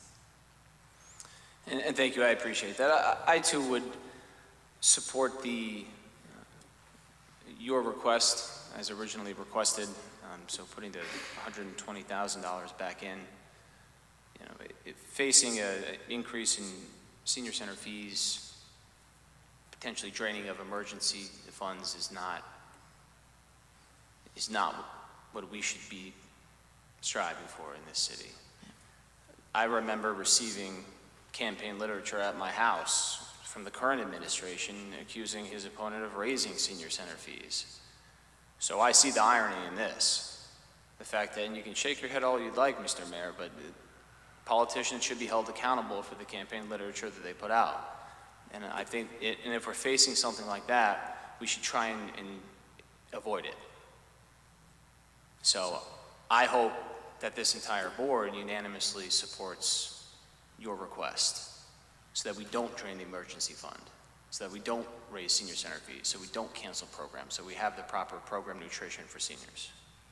So I appreciate the time tonight. Thank you. Thank you. Any more questions for the Council on Aging? Alderman Federico. Thank you, Mr. Chairman. I'm sorry, just one quick follow-up. You gave me the rates for the membership fees. Can you tell me how many members are paying those fees? So I had excuse me, I had mentioned that, my throat's getting dry. I had mentioned that we have just under 2,200 members. Okay, and how many are resident fee and how many are non-resident? We currently have 200 non-residents, and then the remaining, like I said, it depends every day. Today I just got 2 new people that just moved from Maryland, so every day there's new people joining us, so that number always fluctuates. But So- just under 2,200 in total, 200 represented by non-residents. Okay, all right, thank you very much. Of course. Alderman Healy. Thank you, Mr. Chairman. Through you to the director. You indicated to Alderman Federico that you will be providing us with some additional report that Yes. deals with your emergency fund and the fund account that was given as a donation, and that you're using those as, reserves, so that, and then if you have some update relative to your strategic plan for fundraising, the initiative, that gives us a greater clarity.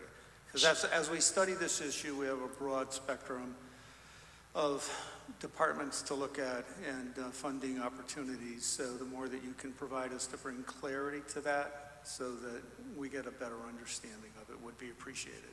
Sure. Thank you. And then just to clarify, to just ensure, we received a restricted amount from a member who had passed on. That is specified through his will. The executor of his estate was for meals for seniors during the holidays. He wanted to ensure that no senior was left alone during Christmas, Thanksgiving, and Easter. So we are beholden to what his will and his state has for us. So we have that in account separate to ensure that we can do that for the next 15 years, possibly longer, and the other account. And I'm happy to provide you all that information. That would be great. It'll just, help us to...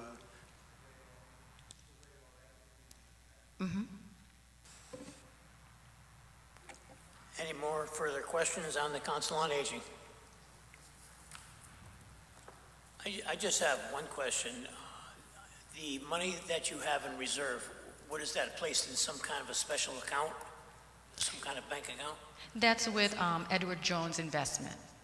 So that's been, I want to say, on its 5th year there.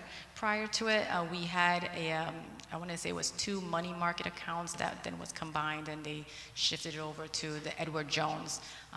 As a board, they made that decision to ensure that we were able to benefit at that time of the rates, so that we can grow our money and have a good account.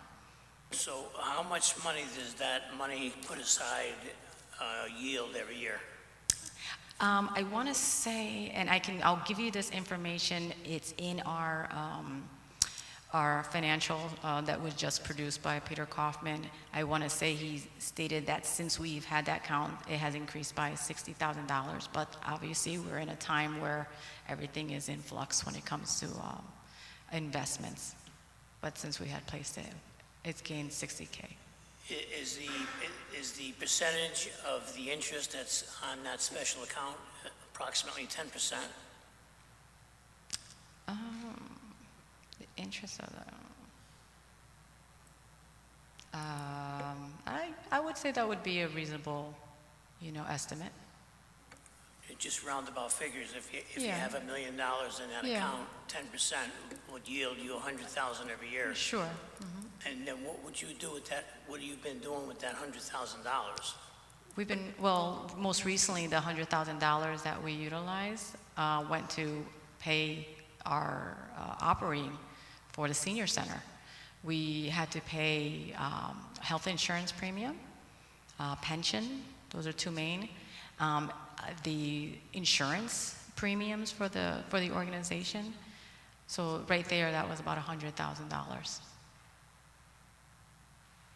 Typically, we wouldn't do that. We wouldn't use our emergency. It's, as you would know, in your own household, that's the equivalent of taking money out of your retirement account to pay your electricity bill. You could do it once, maybe twice, but you don't do that all the time. No, you wouldn't take out the initial deposit, but you certainly could use the interest Sure. that it gains every year. Okay. Yeah. Any more questions on the Council on Aging? Alderman Smith, Jr. Thank you, Mr. Chairman, and through you. I am sorry that you have to answer questions like using your emergency fund. To your point, it is like telling somebody, oh, you are having trouble getting food. Use your retirement account. You're having trouble paying your mortgage. Use whatever little you have in your retirement account. It's an emergency fund. It is not meant to say, let's piece it apart. Let's take some interest here. Maybe we'll take some principal there. That's not what it's meant for. What if there is some sort of national emergency and you need to use those funds? What if there's some structural problem or some other problem with a different program or food or anything really that you've paid for that? It is an emergency fund. It is not meant to run the senior center from interest, from principal, from any of that. So I don't know where we have gotten this idea that emergency funds should be used for operating costs. That's not fiscally responsible. That shouldn't be what you have to do as in your role. The city would never do that in any sort of emergency fund that they would have. And none of the members of this board would do that in their own funds. So I'm not sure where we got this idea from, but you shouldn't ever have to contemplate that. You should be fully funded. Thank you. Any more questions for the senior center? Yes, Alderman Lombardi. Thank you, Mr. Chair, through you. On the back, it says that you recently used $100,000 of funds to pay operating costs, and those operating costs that are listed are pension, health insurance, and back invoices. Can you please share the breakdown of those three buckets and how much was paid into each? Sure. For the health insurance premium, So pension, health insurance, and the back invoices. Sure. So the health insurance premium was I want to say it was close to 54,000 and some change, so 54, something. When it came to the pension, it was $33,000. And then we had some small invoices that add up, unfortunately.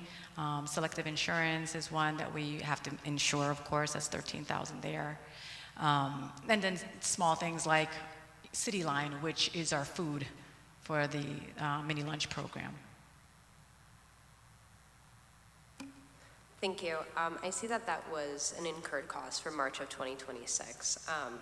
Do you anticipate continuing to use $100,000 of funds the next couple of months until the new fiscal year starts? I just ask because I also see the page right before. Approximately 95% of the current city grant is dedicated to human capital costs and specialized instruction. Yep. Those human capital costs, I would assume, include pension and health insurance. Correct. So I guess I'm just trying to understand the disconnect between those two different pages. Can you explain a little bit further, please? So we have been behind on pension and health insurance payments. So we've essentially caught up while we have been providing the increase when it comes, I'll say this, in the last almost 7 years since I've been here, and I think the library might have mentioned it as well, there has been an increase in minimum wage. Most of our people are part-timers, and so a lot of those people hit that minimum wage, and every time the state of Connecticut decides to increase wages on that end, it creates this ripple where we have to adjust for a good portion of our part-timers to keep them employed here. So all that kind of takes money away. That's part of the operations of the center. So we have to make that adjustment somewhere. Like I said, we had to play catch-up for our pension and for our health insurance, and this is where we ended up. Thank you. Just a couple more questions, if Sure. that's all right. One of the things you had stated in the beginning was that you've raised $364,000 in 3 years in grant funding. Yes. What kind of grants do you anticipate continuing to seek, and what kind of grants have you previously sought in the past 6 to 8 months? Sure. So I have reached out to the, I have a current Area Agency on Aging grant through South Central Connecticut. I hope to be able to get another grant this coming year. I'm asking for $30,000. That's restricted to our Aaron's Respite program. Unfortunately, a lot of grants goes to particular programs. They're not like necessarily right on operating, but they help support operating by, taking that cost away. I've recently put out two grants. I've written 2 grants for CDBG, and I do want to make to let everyone know of this. As part of it is that because I'm really unsure about that $30,000, I did ask for $20,000 for senior nutrition. If I'm able to receive that CDBG grant, that'll absolutely help what we need, and then hopefully we can continue with providing, closing that gap out for senior nutrition. Right now, I won't know that answer until they meet and make that decision. The other grant part of it is I asked for additional $7,500 for for an upgrade in our our senior computer service area that we have. We have a computer area that needs to be updated. Other grants that I went out for, I think I had my list. I may have not, might have left my list on my desk. Grants that I that I have gone for through the Community Foundation of Greater New Haven. Sometimes through their donor advised, they have some grants that I can reach out to. One that I received last year was for $20,000. That went towards the cost of the purchase of a vehicle for Meals on Wheels for us to be able to transport the meals to the individuals. We were able to purchase a vehicle for $29,960, $945, somewhere around there.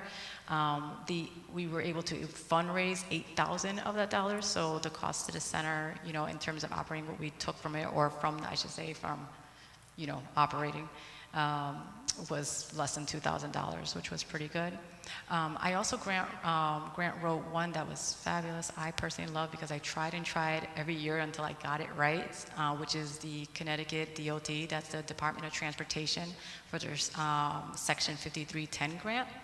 And I was able to receive a grant of $118,000 towards a purchase of a 20-passenger bus that helped replace 2 of our vehicles that were aging out. Unfortunately, the chassis where the old vehicles were no longer good. The cost share for the organization was $29,000, also similar, $29,060 or $45, somewhere like that, $960. So that was a big support to the organization, but at the same time, that's $29,000 that we have to, use as well. Thank you for that. My final question, what kind of work are you doing with our state legislative delegation to secure additional state dollars? I only ask because Governor Lamont recently, he had a state grant to increase access to locally grown and healthy food for those in need. And unfortunately, I didn't hear that as one of the things that you had reached out for. So what kind of work are you doing with our state legislative delegation to kind of secure additional state funds? So indirectly, with that particular grant that you're speaking of that unfortunately we did not receive, we work alongside with the health department that wrote out that particular grant. And what they tried to do is collect all of us food-based organizations and agencies collectively so that we can bring those meals, those fresh food items to our membership and our community. In terms of working with delegations, individuals in the legislature, this year, last year, I have not been able to. Prior years, I was part of the Connecticut statewide senior center.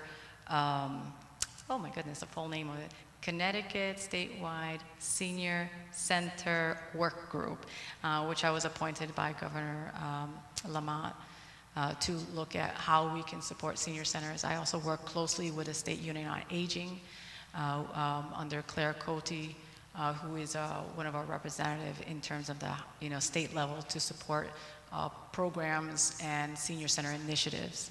I may not be in Hartford at this time visiting, but as an advocate here, I'm working on the ground level.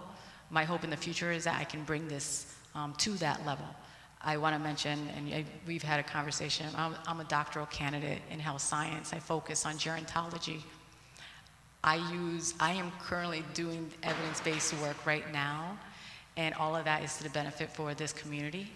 And ultimately, I want to make this into the best senior center. I want this to be the gold standard for every senior center in Connecticut. We have the ability, this city, through past boards and administration, has shown that they do love our seniors, that they've provided a really good city grant overall. And to be honest, we're just saying that the cost of everything has risen. We've done everything we could. This engine has pushed through and made everything happen. We are so good that we're attracting seniors from other states to come back, to come here to their children and grandchildren. And now we're saying that we just need a little bit more to do the same work we've been doing. Thank you very much. Any more questions for the Council on Aging? Alderman Federico. Thank you, Mr. Chairman. Through you to the director. Just to follow up on Alderman Lombardi's question. Oh. It's 12 o'clock, isn't it? Did the lights Wait, turn off it's now? back. Okay. You mentioned health insurance, $54,000, pension, $33,000. Are those annual contributions? Oh, they're typically monthly for health insurance premium is about $27,000. It depends on monthly, yes. And who is covered by your health insurance? We have approximately 20 of our employees that are covered by health insurance. So although we have employees who are 30 hours plus are eligible to get onto the health insurance. This is one way that we can actually keep people employed at the senior center at a rate that's much lower than a lot of other places they can go work at. Okay, so they're getting a lower hourly rate perhaps, but they are getting an insurance benefit, which you don't always get that with part-time. You don't. Right, okay, so you have 3 full-time and then you have 17 part-time employees that get insurance benefit? Yes. Okay. Yes, yeah. And I have another one coming on, that's why I'm saying I do have a new person that's going to come that's okay. on. Approximation is fine for me. Yes. Okay, and how is that determined? There's no union, right? No union. So it's negotiated with the council? Like what benefits are going to be offered? Yes, exactly. Upon hire, on their offer letter, it'll state based on the hours that they'll be working that they'll become eligible for certain benefits.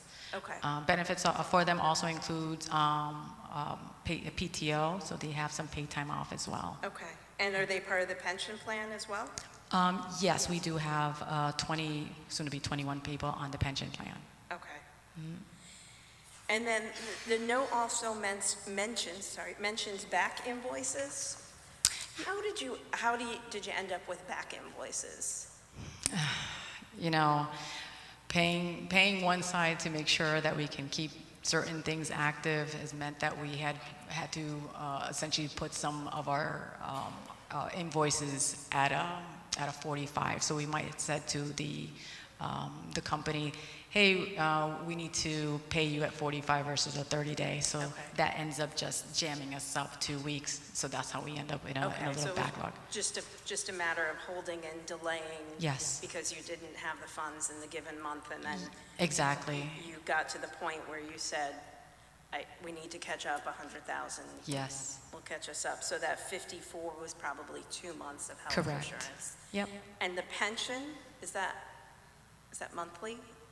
As well, yes. It's 33 a month, or? No, is that 2 one's months? no. That was a very large catch up. It's $5,000 to $6,000. Right, okay, that makes more monthly. sense. Yes, it's not. That's not a monthly. Yeah, that's only. Yeah. All right, thank you. You're welcome. Any further questions on the Council on Aging? Hearing none, thank you very much, Thank you. Lenora, and for answering all our questions. Next department that on our agenda is the Beth-El Center, page 92, Executive Director Jennifer Paradis.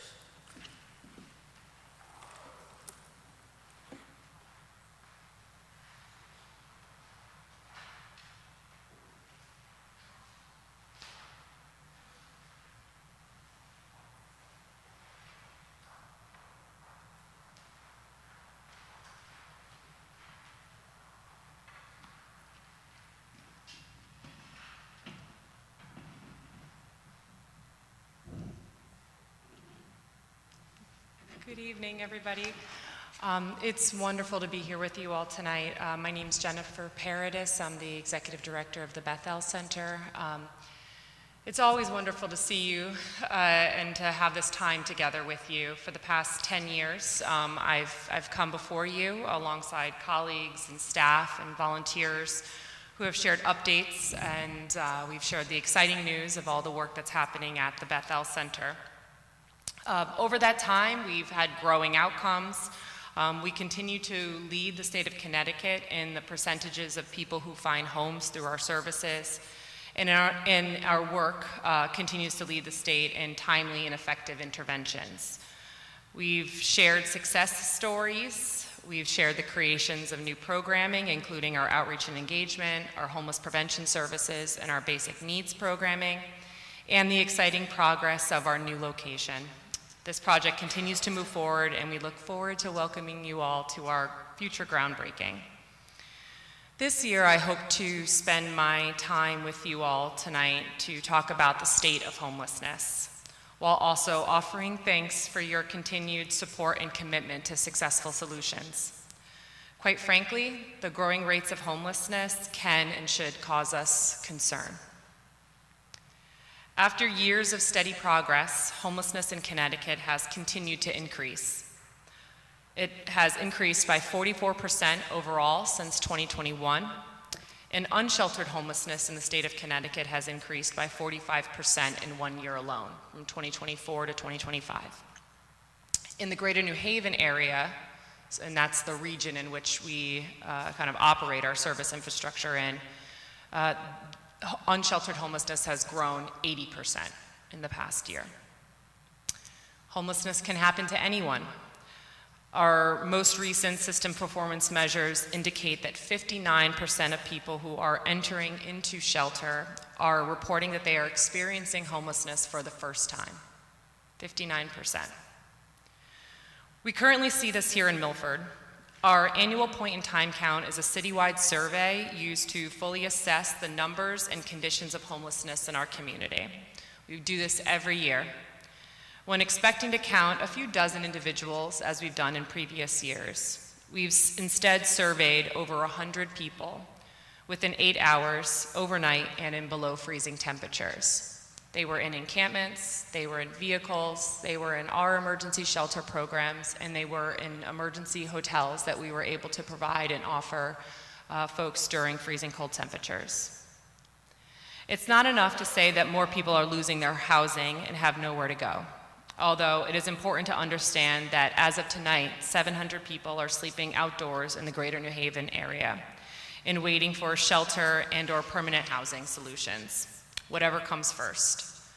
Another recent study that was produced this year, again, State of Connecticut study, indicated that there are only 18% of resources available in the system for all folks that need them. But it is not enough, as I said, to know that more people are experiencing homelessness. We must also understand why. Why are more people experiencing homelessness? In Connecticut, the top 3 reported causes of homelessness, representing 63 of all emergency shelter clients, are related to income and housing affordability. Mental health and substance use disorders are further down on that top 10 list. People are not earning enough to afford housing, and the cost of housing, particularly for renters, has increased. The Beth-El Center alone pays 40% more per household placement due to rising costs of security deposits and first month's rent. Housing affordability is an issue, but so is availability. Vacancy rates remain low, and much of the affordable housing that's being built is targeted to 60% AMI, 80% AMI. This is about $50,000 to $60,000 for a one-person household, $70,000 to $90,000 for a four-person household. And this type of affordable housing development does not come close to meeting the needs of the individuals that we serve at the Beth-El Center, who might be on supplemental income, SSDI, Social Security, averaging anywhere from $994 a month to $1,200 a month. The answer is not to stop building affordable housing. We don't get out of it this quickly. But to recognize that while these units will help some households, and those households need help too, it will not help all. Those with the lowest incomes, seniors, and we just heard from my colleague Leonora who spoke about the senior population. We've seen increases in senior homelessness, 10% in the past year alone. So seniors, people living with disabilities, and children, quite frankly, are the most vulnerable in the growest population, and the population that's growing the most. They are the most impacted and will wait the longest with our current methods to reach them. With ongoing federal uncertainty and limited funding through the state of Connecticut, municipalities and their nonprofit partners must lead in responding to and preventing homelessness on the local front. This includes prevention tools like the Milford's Fair Rent Commission, but must also expand to increasing funding for homeless prevention overall, resourcing to scale, such as scaling up emergency shelter during critical times, like we are in now, and scaling down shelter when it's not as much needed of an intervention, and a plan to develop what we would refer to as deeply affordable housing. Best practices like those implemented at the Beth-El Center work. Aligning systems across the city will allow us to address the emergency through a multidisciplinary approach. Homelessness is not caused by one issue alone, and it cannot be solved systemically by one agency alone. Although rising rates of homelessness present real challenges, I want to share that the Beth-El Center continues to meet the needs of our most vulnerable neighbors. Our No Freeze program served 350 unique individuals this season, with nearly 60 people on average seeking refuge per night. That's a 70% increase from what we saw last winter. With the support of our faith partners at Mary Taylor and Trinity Lutheran Church, no one was turned away, and we did not suffer the loss of life in our community like other communities did across the state. We also continue to expand our community kitchen services. Nearly 90 people dine with us at each service, and we serve 2 meals a day. In 2025, our community kitchen served 55,000 meals, representing a 117% increase from 2019, and a 15% increase since 2024 alone. These vital services ensure that individuals facing food insecurity have access to nutritious meals several times per day, helping to alleviate hunger and support overall health and well-being, as well as subsidize the other expenses in their lives. With a lean staff of 21 people, half part-time, half full-time, and the support of over 300 volunteers per month, we continue to respond to the growing need with compassion, efficiency, and impact. This work is only possible because of strong community partnerships and because, quite frankly, of your leadership and support. I truly thank you on behalf of our organization for your continued commitment to the solutions that make a real difference in the lives of our neighbors. And we can continue to ensure that Milford responds to this challenge, this growing challenge, with urgency, compassion, and effectiveness. Thank you so much for your time, and I look forward to any questions that you might have. You also have a folder of materials. I did not use my time tonight to walk through the various programs that we have at the center. However, you do have an impact report in your folder that lists all of our programs and services, our outcomes for 2025. And I guess we live in the future. There's like a QR code that you can scan, and you can hear a story from one of our guests that connect with to the program that's being described. The other material that you have is information regarding our new location, the status of that project, and just more fun facts. Thank you.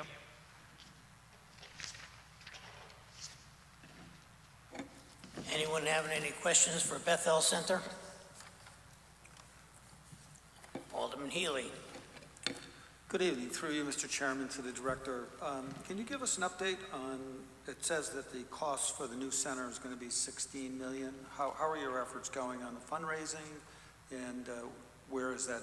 It's projected for summer of 27, is that correct? Yes, so we have made a few adaptations in the new building. So the primary funder of our building project is the Department of Housing, and so we're working very closely with them on the development. The project is has a few different, I think, important components to solve for some of the capacity issues and the flow issues that we have today. We are an organization that's kind of living inside of the services and the scale that we needed 30 years ago. So we really are trying to right-size the operations. So the building has three key components. First is community-facing services, 24-hour access, a place of belonging for folks who would otherwise be unhoused in parts of our community, making sure that they can have basic needs met, shower, laundry, food, case management services, and connection to resources. Additionally, we are shifting to non-congregate settings for our shelter services. This is really important, not only as a health and safety measure. We have a lot of vulnerabilities in terms of the population that we serve, but we non-congregate setting, congregate settings are extremely difficult to manage with the population that we have, right? I mean, if any one of us were sleeping in our shelter tonight, we'd be sleeping in a room. If you were a male, you'd be in a room with 12 other men. If you're a woman, you'd be in the room for six other women. And you'd be separated from your spouse if you were married and both of you were in shelter together.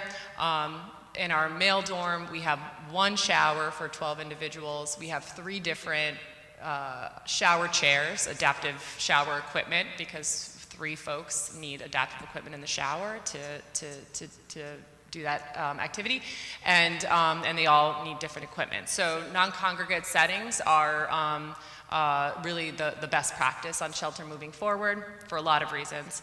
The last thing that we're offering in the new building and expanding upon, which is what changed the number most recently, is permanent supportive housing. We have a program called Liberty Point. It's right on across the street from Beth-El. I think it's our best kept secret that we have deeply affordable housing, the deeply affordable housing that we talked about, and that has been a part of our community for the past 16 years. We have served many tenants in that program and have not seen one tenant return. Everybody who in order to qualify for permanent supportive housing, you have to have a history of chronic homelessness. So these are complex cases. These are folks who are experiencing homelessness for a year or longer and have some type of co-occurring disorder, so mental health, substance use, physical ailments. And so 16 years, we have not seen one tenant return to homelessness through that program. So we're expanding permanent supportive housing. We're going from what our current stock is, which is 5 units, to an additional 15 units. The original proposal for the building had 11 units of permanent supportive house, PSH units, and so we recently worked with the Department of Housing to say, we have this second floor, we can make 15 where there is 11 by making some, I would say minor, the architect would not say minor, but adjustments. And so that changed the number because we're obviously offering more. We have more bathrooms, more laundry facilities, et cetera. However, that does also help us on the income side because we'll be drawing from those rents and those subsidies in order to finance the building as well. We expected groundbreaking to be the first half of this year, and we do believe that we're still on track to do so. The changing of the plans from the 11 to 15 supportive housing units did set us back a little bit in that timeline, but we think it's overall for the benefit because we're getting 4 additional deeply affordable units out of the deal. So, so that's where we are. I appreciate that. And I've toured the facility and been in your presence, and you've been most accommodating, and obviously the programs that you run are outstanding in service to the greater community.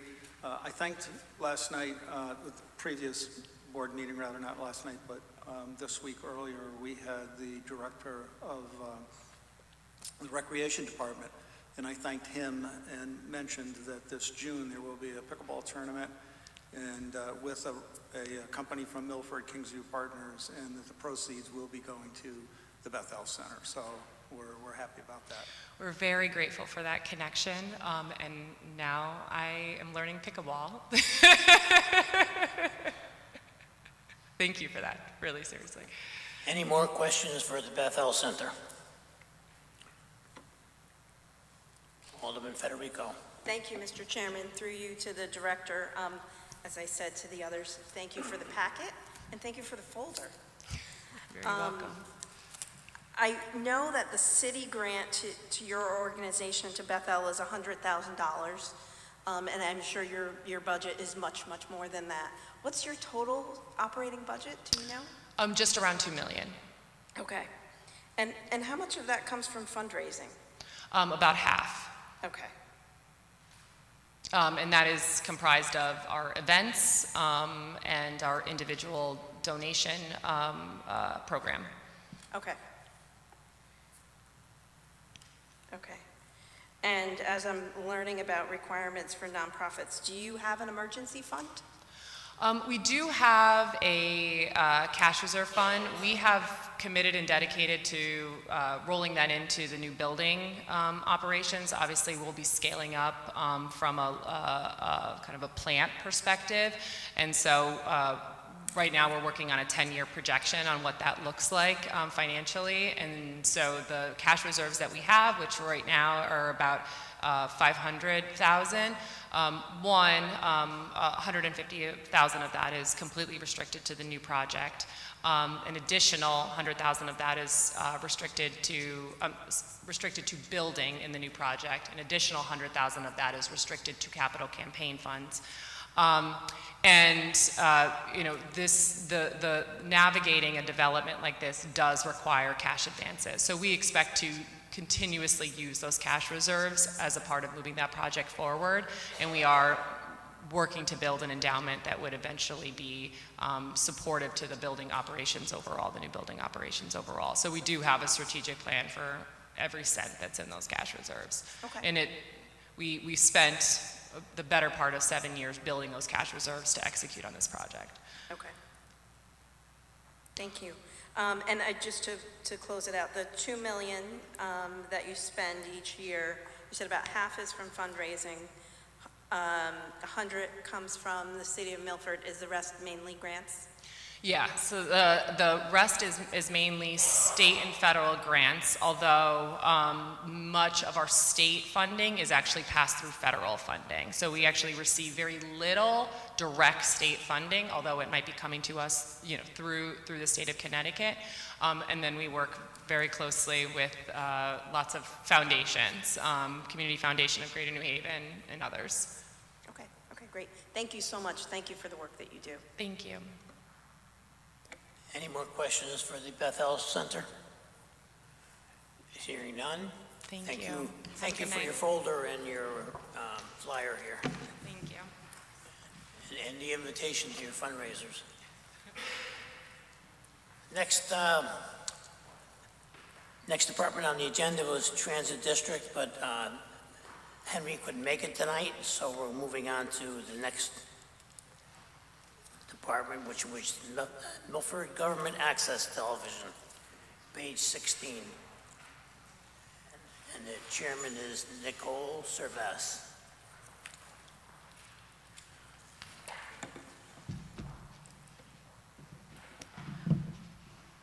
Good evening, everyone. My name is Nicole Service, and I am the chair of Milford Government Access Television. It's late. I'm going to be brief. And right now, there's about 12 people watching us on Milford Government Access Television. And I suspect between now and the end of the week, it'll probably be around 100 and something views. Because Monday nights was at 105 views. And the Board of Education special meeting on Monday was at 457. And that's while I was sitting and listening to some of my peers chat tonight. On the city side, we have 943 subscribers and 869 videos posted. And on the education side, we have 1.20, well, I can do math, I really can.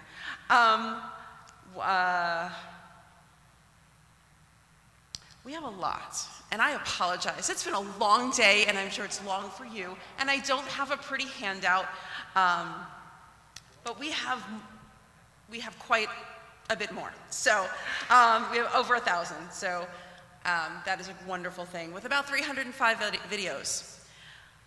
What gets people watching are the finance meetings, are these meetings, the budget hearings. People want to know what's going on. Not everyone can sit and watch and be here in person, and so they rely on MGAT to get their information. We had made a request for a substantial increase in what we wanted to operate, mostly because we want to do more, but we also recognize in times of financial challenges, we may not be able to do that. Over the past, I'd want to say 6 years that I've been on MGAT, prior chair and myself and the full committees have done a really good job in streamlining things and making sure that we're being smart with our decisions and we are utilizing our funds in the best possible way. The funds we receive goes for staffing. It's for the people behind the camera. It's for the people in the control rooms. It's the people that make sure that we are on air and everything is proper. We're not paying, this money is not going towards equipment. We're really great on working on grants for that. That's really a blessing because we haven't had to ask for anything. Most of our staff they're just like gig workers. They are part-time. We have a technical director and a studio manager, and they make sure everything happens behind the scenes and are the ones that I am texting on a regular basis when I'm watching saying, hey, is everything good? Do you need anything? Are we all set? Or do you need a poncho when it is raining during the football game? We have office supplies in our budget. That's what that's for ponchos for the football game and things like that. Speaking of the football game, that is where the views really come in. Our graduations, our football game, and our budget meetings. We are also trying to get as many of the fun things here in Milford as we can. Not that this meeting is not fun, but the Veterans Day Parade and the events might be a little bit more entertaining. The fireworks, we added that to our rotation a couple of years ago with some really great feedback. And we're going to continue to do that as we can. Our budget can be a little fluid. So it kind of depends on meetings like this. If we end up with a lot more meetings that are longer than we might have averaged, then we have to be a little more cautious with our spending because there are things we have to do. The graduations, all 3 of them. We can't do just 2. We have to do all 3 of them. We have to do these meetings. We commit to doing all of the Board of Aldermen meetings and all of the budget meetings. Maybe the fireworks don't happen because we don't have the funding in our budget when we map it out. And that's what the committee does, is that's what we would discuss and figure out how to make things happen. For some of the sports, the high school sports that we've been doing, basketball and football, we do tap into the students to do color commentary. Some volunteer to do some of the camera work, but because they are not 18, we cannot pay them to do that. And that was a rule that was shared with us a couple of years ago. So we had to put a little more effort into hiring those 18 and over. That is MGAT in a nutshell. I'm happy to answer any questions you might have, and thank you for your time this evening. Anyone have any questions for NGAT? I think you did a nice job answering all our questions. So Fabulous. Thank you very much, everyone. Have a great night. The last department on our agenda is the Information Technology, page 39, MIS, Adam Heller. Good evening, Adam. Sorry that you're last on the list. Someone has to go last. Tonight it's me. No worries, I appreciate that though, thank you. I had a really long drawn-out presentation. I'll probably skip a lot of that for us tonight. But for those that may not know me, I'm Adam Heller. I run the IT department for the city of Milford. I've done so for the last almost 8 years now. Over this tenure, we've seen a tremendous amount of change in the technology and how it's used in the city. With the working with the different administrations as well as the Board of Aldermen, we've seen great improvements in how we operate and collaborate amongst ourselves with each other and serve the community. When I got here, most departments' budgets for hardware and cell phones was bigger than the IT department's budget. So everything was very decentralized, and I've spent a lot of effort working with administrations and yourselves to consolidate that, centralize that, standardize it, and make it available to all. So I think we've done an excellent job in that. Along the way, we've improved our security posture, we've improved our services, we've generally have greatly enhanced our ability to provide information to both elected officials and to the public. In this year's budget, there is a couple of changes, a couple of cuts. Given those changes and our embrace of more of a cloud architecture, we have less equipment in-house, so I was able to reduce the line for equipment. Cell phones increased, but that's more of a transfer. As time goes on and there's been more consolidation and centralization of technology, we've absorbed department cell phone budgets, so they're centrally managed through us. The latest department to do so is Public Works, so in the next budget cycle, their cell phones will be managed through the IT department, and that change is what's reflected in the cell phone budget. And in the software maintenance line, there's standard increases in the cost of us running the software. We basically pay the operating costs for just about all the software in the city. So your tax collection, your assessment, global information, geographic information systems, financial system, you name it, runs the gamut. We run it through this, the IT department, and we fund the annual maintenance fees through that. So that's the other change in the budget. And with that, I will open it up to any questions you might have. Any questions for the IT department? Alderman Fowler. Thank you, Mr. Chairman, through you, and thank you for your patience. I know there's a few positions that you initially requested. I see the IT director, data analyst, IT support specialist, but those are they weren't recommended by the Board of Finance. Can you talk about those positions and what they would do, and yeah, just those two Certainly. questions. Yep. So, as I discussed briefly, the technology has greatly changed and improved over the years in the city of Milford. The department staffing has not kept up with those changes. The original role, and I'm in the role right now, is manager, and I technically report to the finance director. However, operationally, that hasn't been an effective process. And we all recognize that with the changes, the new enterprise-looking environment of where there's collaboration amongst departments, support with all departments, it was established that it should be a director-level position reporting directly to the mayor in order to be able to support all departments with more strategy, more budgeting, more collaboration, more business analysis with departments, finding out where the needs are. What are the business needs of the department? How can the technology resolve those issues? So the IT director role will be more of a strategic position than it is more of an operational manager than it is today. The manager role would become specifically an operational role to allow the director to kind of take a step back from that operational responsibility and look at a more holistic approach to the city needs. But included in that manager role would also be a training component so that users who are getting the new technology will have someone in-house to help them learn how to use that new technology. Right now the tools are in place, but there's not a lot of training and assistance to users of that technology. The data analyst is more of a helping us gather and manage all of the data throughout the city and provide that information in a meaningful way to both the departments and to the public. Right now we collect a lot of that information. We don't disseminate that information well. We don't provide that information well. I try to do some of that on my own writing, but it takes some specific skill sets to be able to provide that information, as well as incorporate newer tools such as AI. That would be significantly important going forward with the data analyst. The support specialist, which is a new position, is more of a level 1 support. We have 2 highly skilled positions in the department right now, systems engineer and network and security engineer.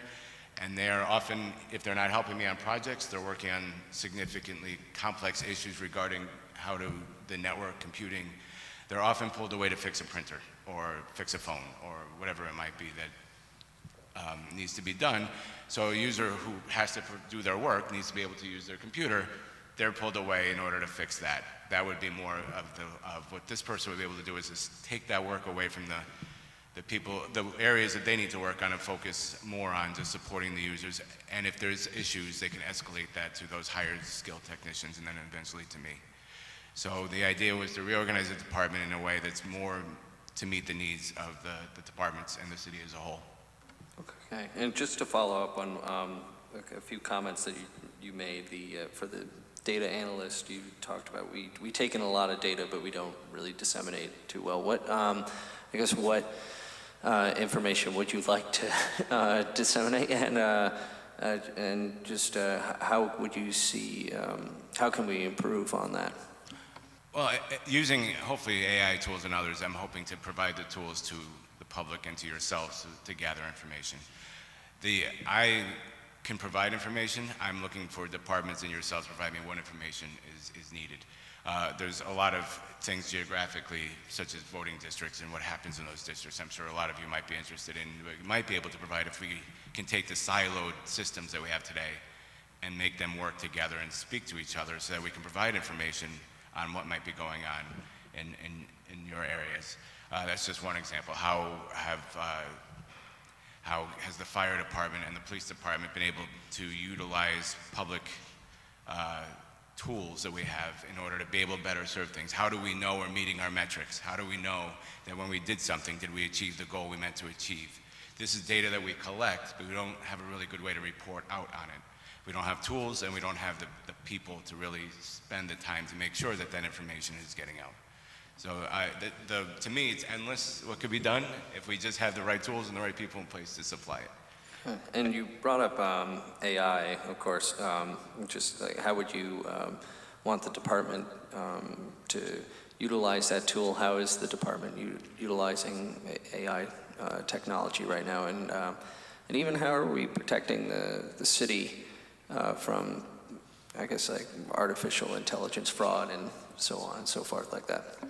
So the issue, or the concern with AI currently is that there is no management of AI. It's a wild, wild west of systems that we can use to get information out. So right now, one, I'm trying to just create a policy that says you do not supply information to AI.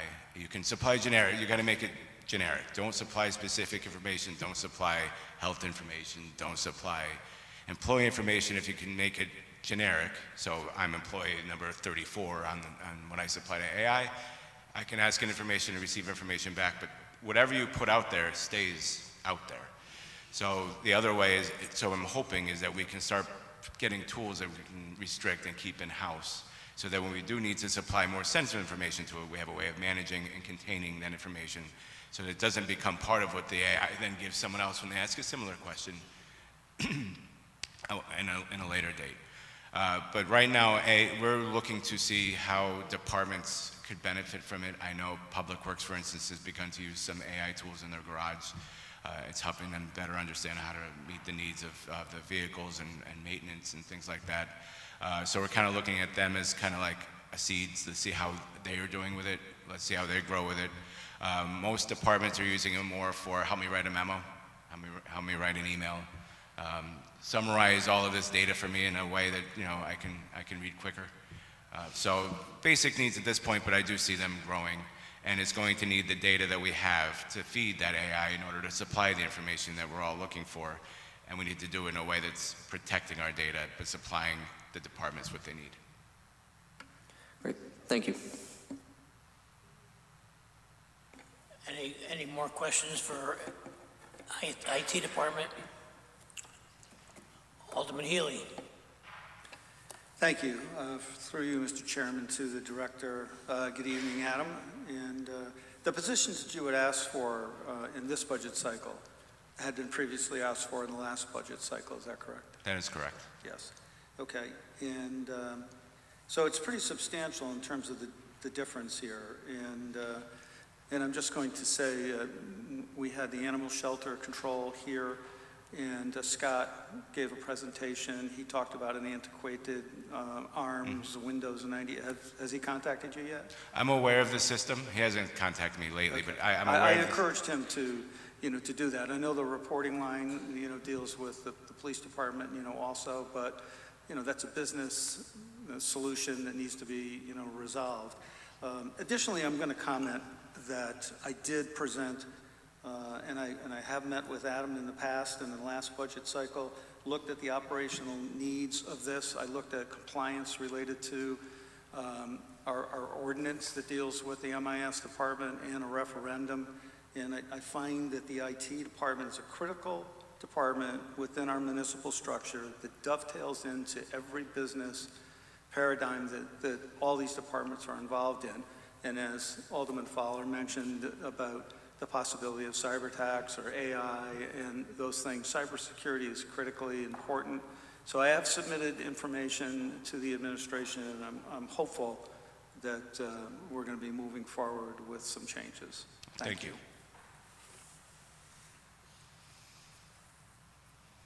Alderman Federico, did you have your hand up? I did not.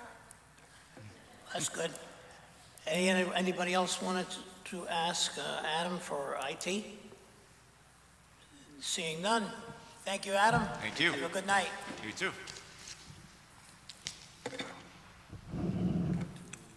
Is there a motion on the floor to recess until next Monday, April 27th at 7 o'clock? Motion is made and seconded. All in favor? Aye. Opposed? We're in recess. Thank you. Thank you, Madam Secretary, for staying up so late.